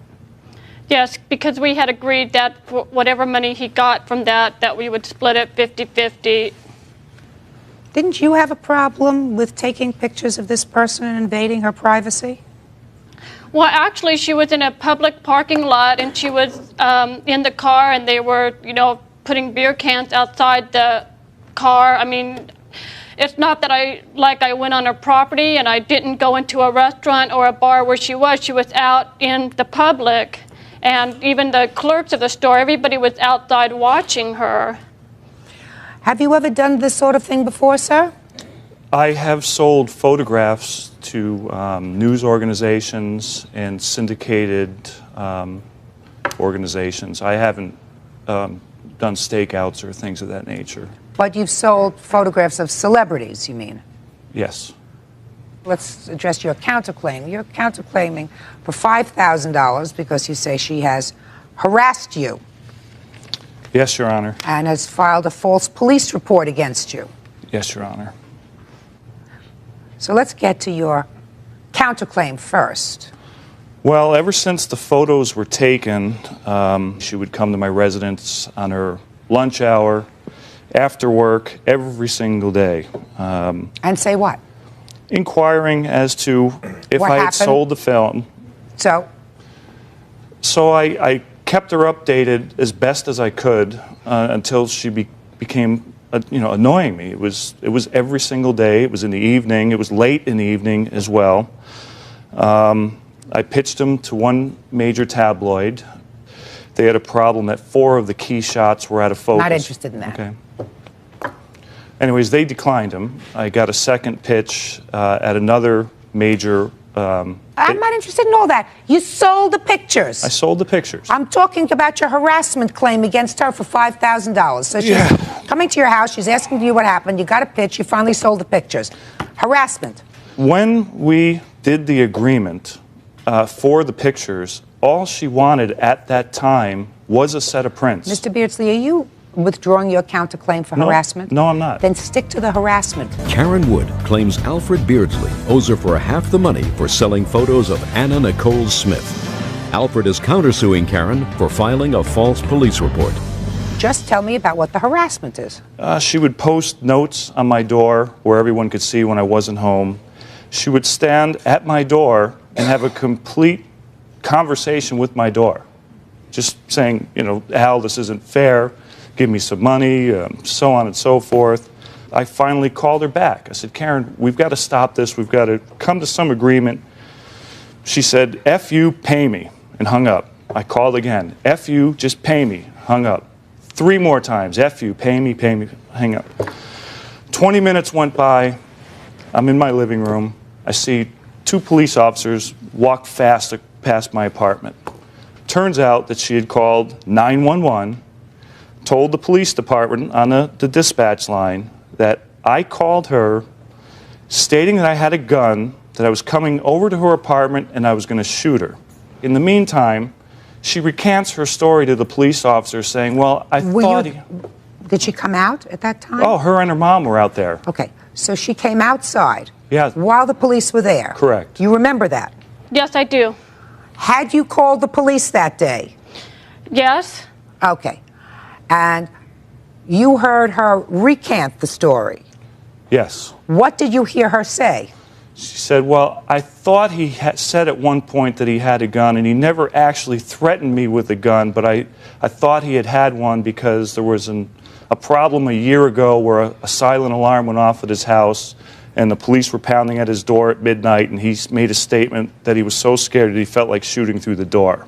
What did you told the police when you called 911? I was walking past his house with my mother and walking the dog, and I yelled, Al, when are you going to pay me the money? Well, he went across the street and called on the payphone, and he said, do you and your mom think that you're smarter than me? I said, Al, why don't you just pay me the money? And he kept saying things and hanging up. Well, I picked up the phone, and I was beginning to call my mom, but I didn't hear it ring, and I guess he had called back, and he said, I'll kill you before I pay you. So I did call 911. They did ask me at 911 if he had a gun, and I said, I don't believe so. I don't see any weapon on him. He just called and said that, what I just told you. Did you ever say you were going to kill her? No, Your Honor, I did not say that. What did you say, sir? I couldn't get a word in. She kept hanging up on me. And finally I gave up, and she took the liberty of calling the police. All right. Mr. Beardsley, let me understand this, sir. You got a tip that this actress was across the street. Correct. You had no film. I had no film. You knocked on her door. She left whatever she was doing in her home, took her camera and her film, and went out to the parking lot. And she was the one who physically took the pictures. Granted, at your direction, you told her what to shoot, where to shoot it, and whatever, and she was the technician. She shot the roll of film. Correct. So far, is that correct? Correct.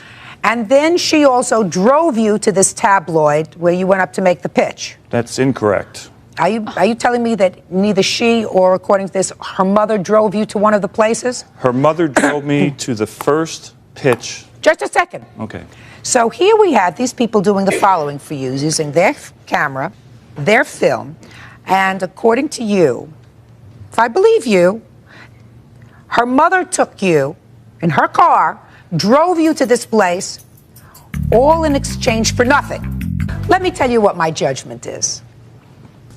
I am awarding you the $500 that you request for half of the money he got for publishing these pictures. Don't smile yet. Okay.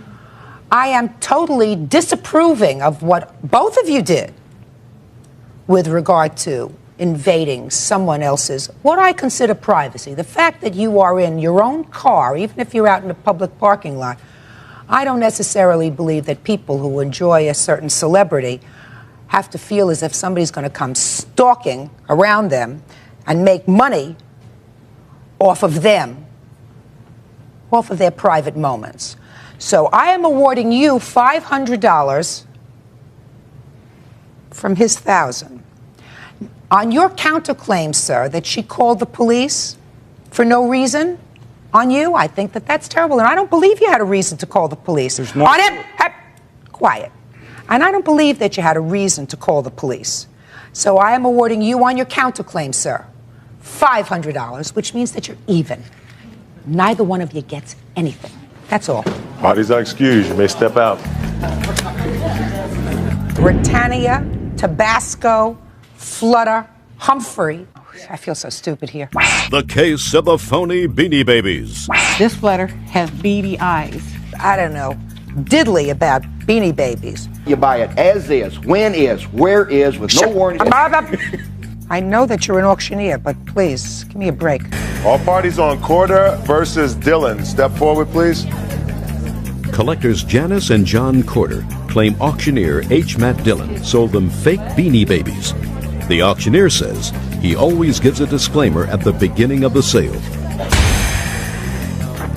Order. All rise. Quiet in the courtroom, please. All rise. Ma'am. Judge, this is case number 303 on the calendar in the matter of Corder versus Dillon. Parties have been sworn in, Judge. You may be seated. Ma'am, have a seat, please. Mr. and Mrs. Corder, you went to an auction that was being run by the defendant, and at that auction, according to your complaint, you purchased a bunch of Beanie Babies. Yes. Now, I've never seen any of these things, although I've heard about them, so you're going to show them to me, of course. And your complaint alleges that you purchased these as collector's items, you know, yes, ma'am. Rare Beanie Babies. And you purchased them as rare Beanie Babies because the defendant here said that they were rare Beanie Babies. Yes, ma'am. And they turned out to be ordinary Beanie Babies. No, fake. Fake Beanie Babies. You want all of them? No. And you want your money back. That's right. He says, he gives a disclaimer at the beginning of every auction that he's selling them for what they are. You get a chance to look at them, get a chance to touch them, smell them, taste them, feel them, no, ma'am. Whatever you want before the auction, and he sells them as is. So that's what this is about, right? That's correct. Part of it is correct. We were not allowed to see them. Well, we saw them through a glass case. We were not allowed to touch them until after they were paid for. Not correct. Okay. Well, what do you mean not So correct? that's not don't correct. talk to him. Don't talk to him. Talk to me. So, first, is this the first auction that you went to? No, ma'am. No. You go to these auctions regularly? We've gone to quite a few, yes. And you are collectors of Beanie Babies? Yes. How large is your collection of Beanie Babies? Oh, we probably have, without these, probably 100. Not old like this, though. How long have you been collecting? Maybe 6, 7 months. Why do you collect them? Well, Mainly because they're valuable, and my daughter sold one for $1,025. We have a friend who sold one for $3,000. Could I see all of them? Sure. Yes, ma'am. So what are the usual conditions when you go to an auction? It does say, yes, as is, where is. But it's what you say is what you have. You know, you What do you can't mean what you say is what you If have? you say you have a saw, it better be a saw, not a hammer. And if you say you have a hard-to-find Beanie Baby, that's what it is. Not one that's 6 months old and totally fake. Okay. So tell me how these Beanie Babies were sold. You have the ad? Yes, ma'am, I do. I haven't seen the ad. Okay. There was 2 ads in the Kansas City Star for an estate auction. The other one was listed in antiques and collectible section. They were both in the same paper. Okay, let me read them.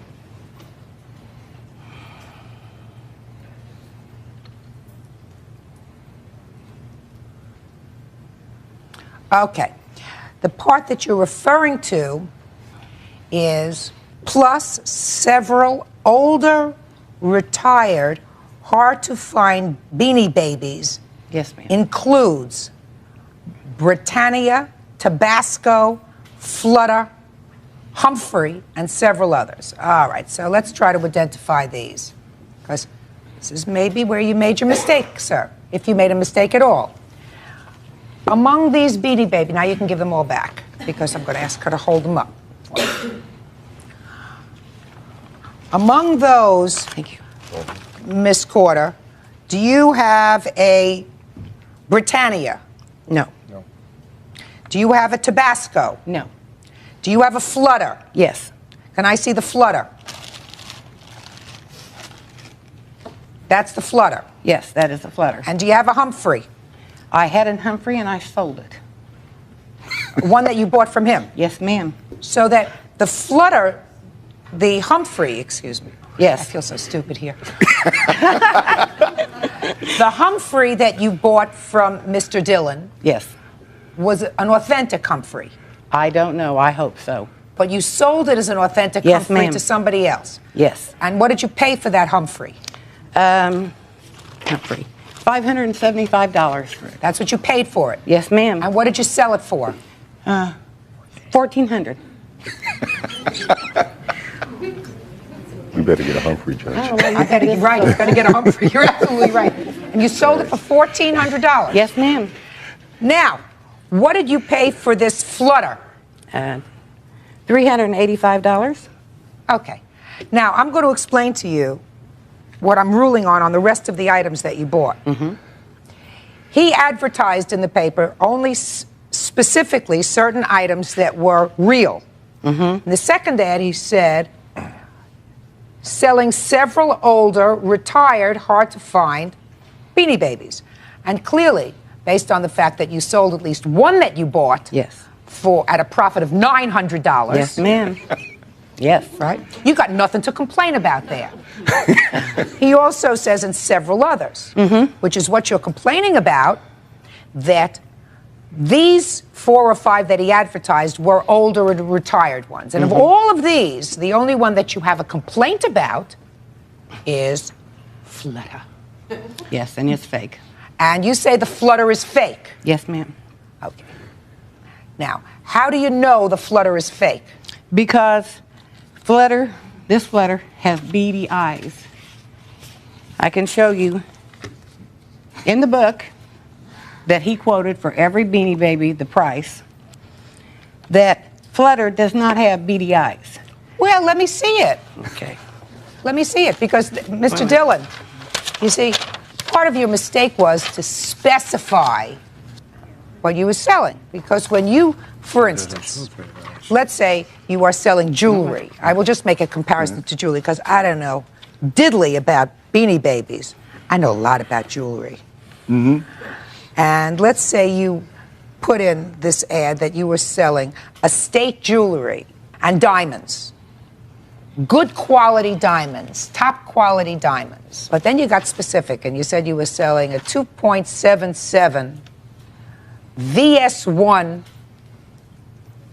Sea Clarity diamond. And it turned out that it was a diamond that was all full of spots and carbon, and more carbon than diamond, right, then you would have been in trouble, right? Right. Janice and John Corder say auctioneer H. Matt Dillon falsely claimed the Beanie Babies he sold them were authentic. Matt says they should sue the original owner.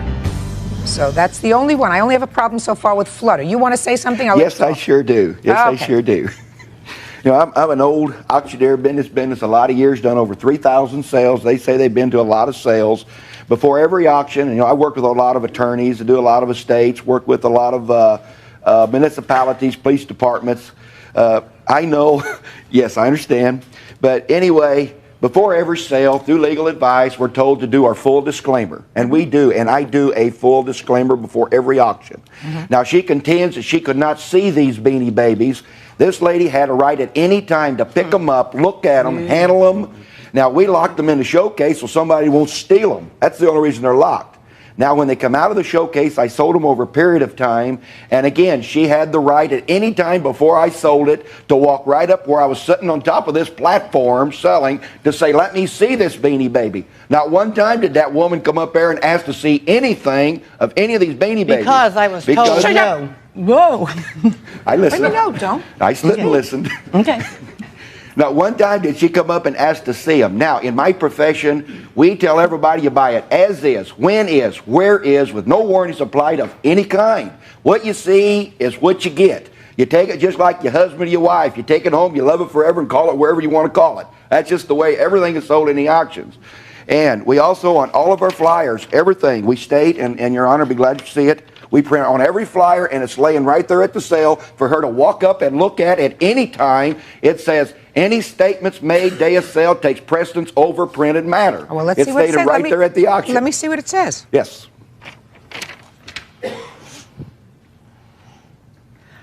Well, my response to this, sir, is as follows. Right down here in the bottom, in the smallest print on this entire flyer, you say, statements made the day of sale take precedence over printed matter. Correct. Okay.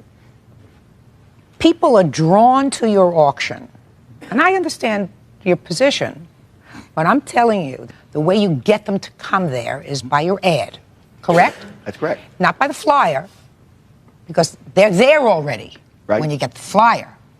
You draw them into your auction based upon print. Correct. Right? She came there because you specifically advertised, sir, several, by name, Beanie Babies. If you had just put in the ad several retired Beanie Babies, the ad would still be legitimate. Technically legitimate, because you had some old ones, you had some new ones. You went a little further. You, with specificity, named the old and retired ones that you were selling. And I just have to see whether this one that she bought was actually old and retired. So now you're going to show me the book. I also have the paper from the internet that shows the real and fake, or shows what's wrong with them. Let me just see it. I also brought another one simply so you could compare the eyes. This is not one I bought at his auction. I don't. But it has a different type of eyes, so you can see what the eyes are supposed to be. Says Flutter there. Down at the bottom and then the next page. In the book, you cannot see the eyes. Description. Fake Flutter. Flutter. Here's the book also. Authentic Flutter is left. Counterfeit Flutter is right. Oh my God. When I get a chance, Your Honor, I want to give you the origin of these, which will prove these are original. Okay. Okay. Her main complaint is the beady eyes.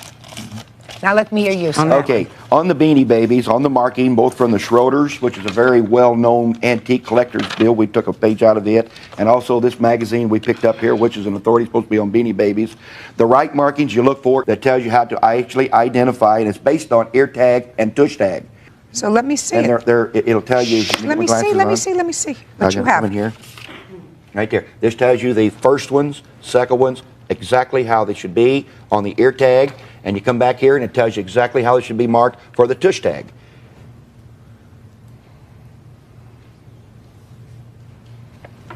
And then I got one more bit of information here that I want to give you. We contacted Customs to find out what does constitute a counterfeit, and Customs give us this right here. We pulled it off the internet. They told us where to pull it up at. That actually tells what a counterfeit is. A counterfeit is any Beanie Baby bought in China, brought into America, because Thai does not recognize that. Even though it's original Beanie Baby, if you don't buy it through Thai, they call it a counterfeit. I mean, we're telling you, this is the facts. They're all facts. If I buy Chevy out the back reading door, something. it's a counterfeit. I know that you're an auctioneer, but please, give me a break. It's early in the day.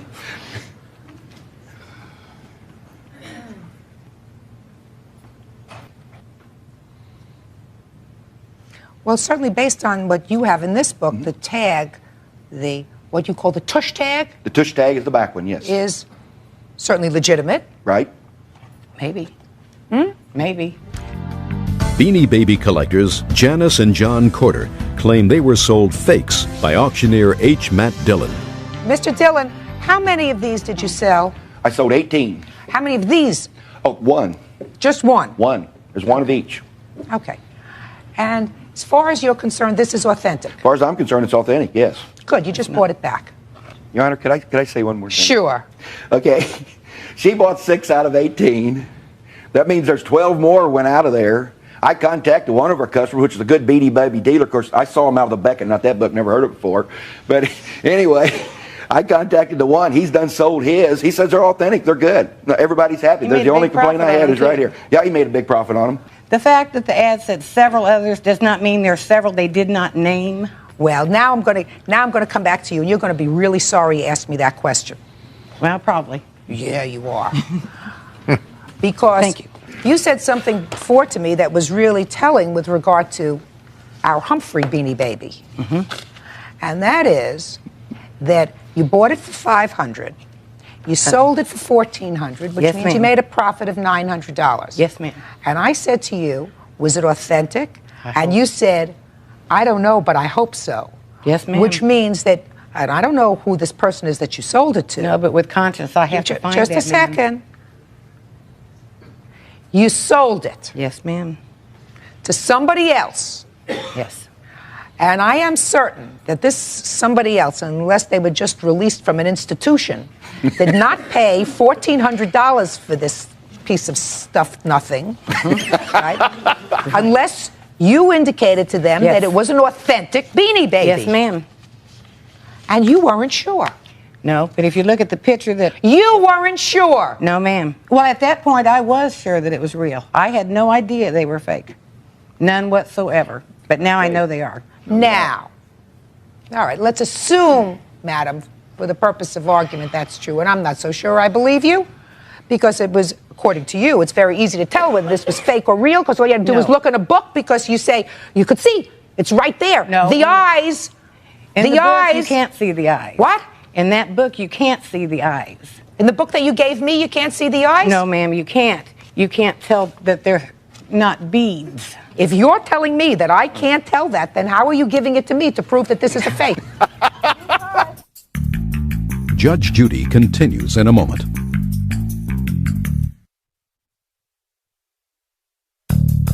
Want justice? Call 1-888-800-JUDY. Mr. Dillon, this is your business, sir? Yes. You like happy customers? I love happy customers. Good. And you think that this is an authentic Beanie Baby? I think it's authentic. Good. The man that sold him was willing to give her money back. Yes, he was. Just a second. Well, that's absolutely terrific. So what are we all doing here? Because when I filed my lawsuit, I was also told to file a complaint with the Better Business Bureau and the Missouri Attorney General's office, which I did do. When It all came about with the man who brought him to Mr. Dillon, said he would return my money. Yeah. That he told Mr. Dillon from the start, if anybody has any complaint about any of the Beanie Babies, I will gladly refund their money. So Mr. Dillon here tells me he has the money and he will give it to me when I kiss his butt and write a letter stating that I overreacted and should not have filed any kind of claim or charges against him. Well, let me ask you this question, Ms. Corder. Now I understand that there is certain animus Yes. in addition to everything else. Did you file your complaint with the Attorney General before or after you sold Humphrey? After. Give him his Beanie Baby. He wants it back. He's going to sell it and make a whole bunch of profit. So you're just buying one back. As far as the others are concerned, it's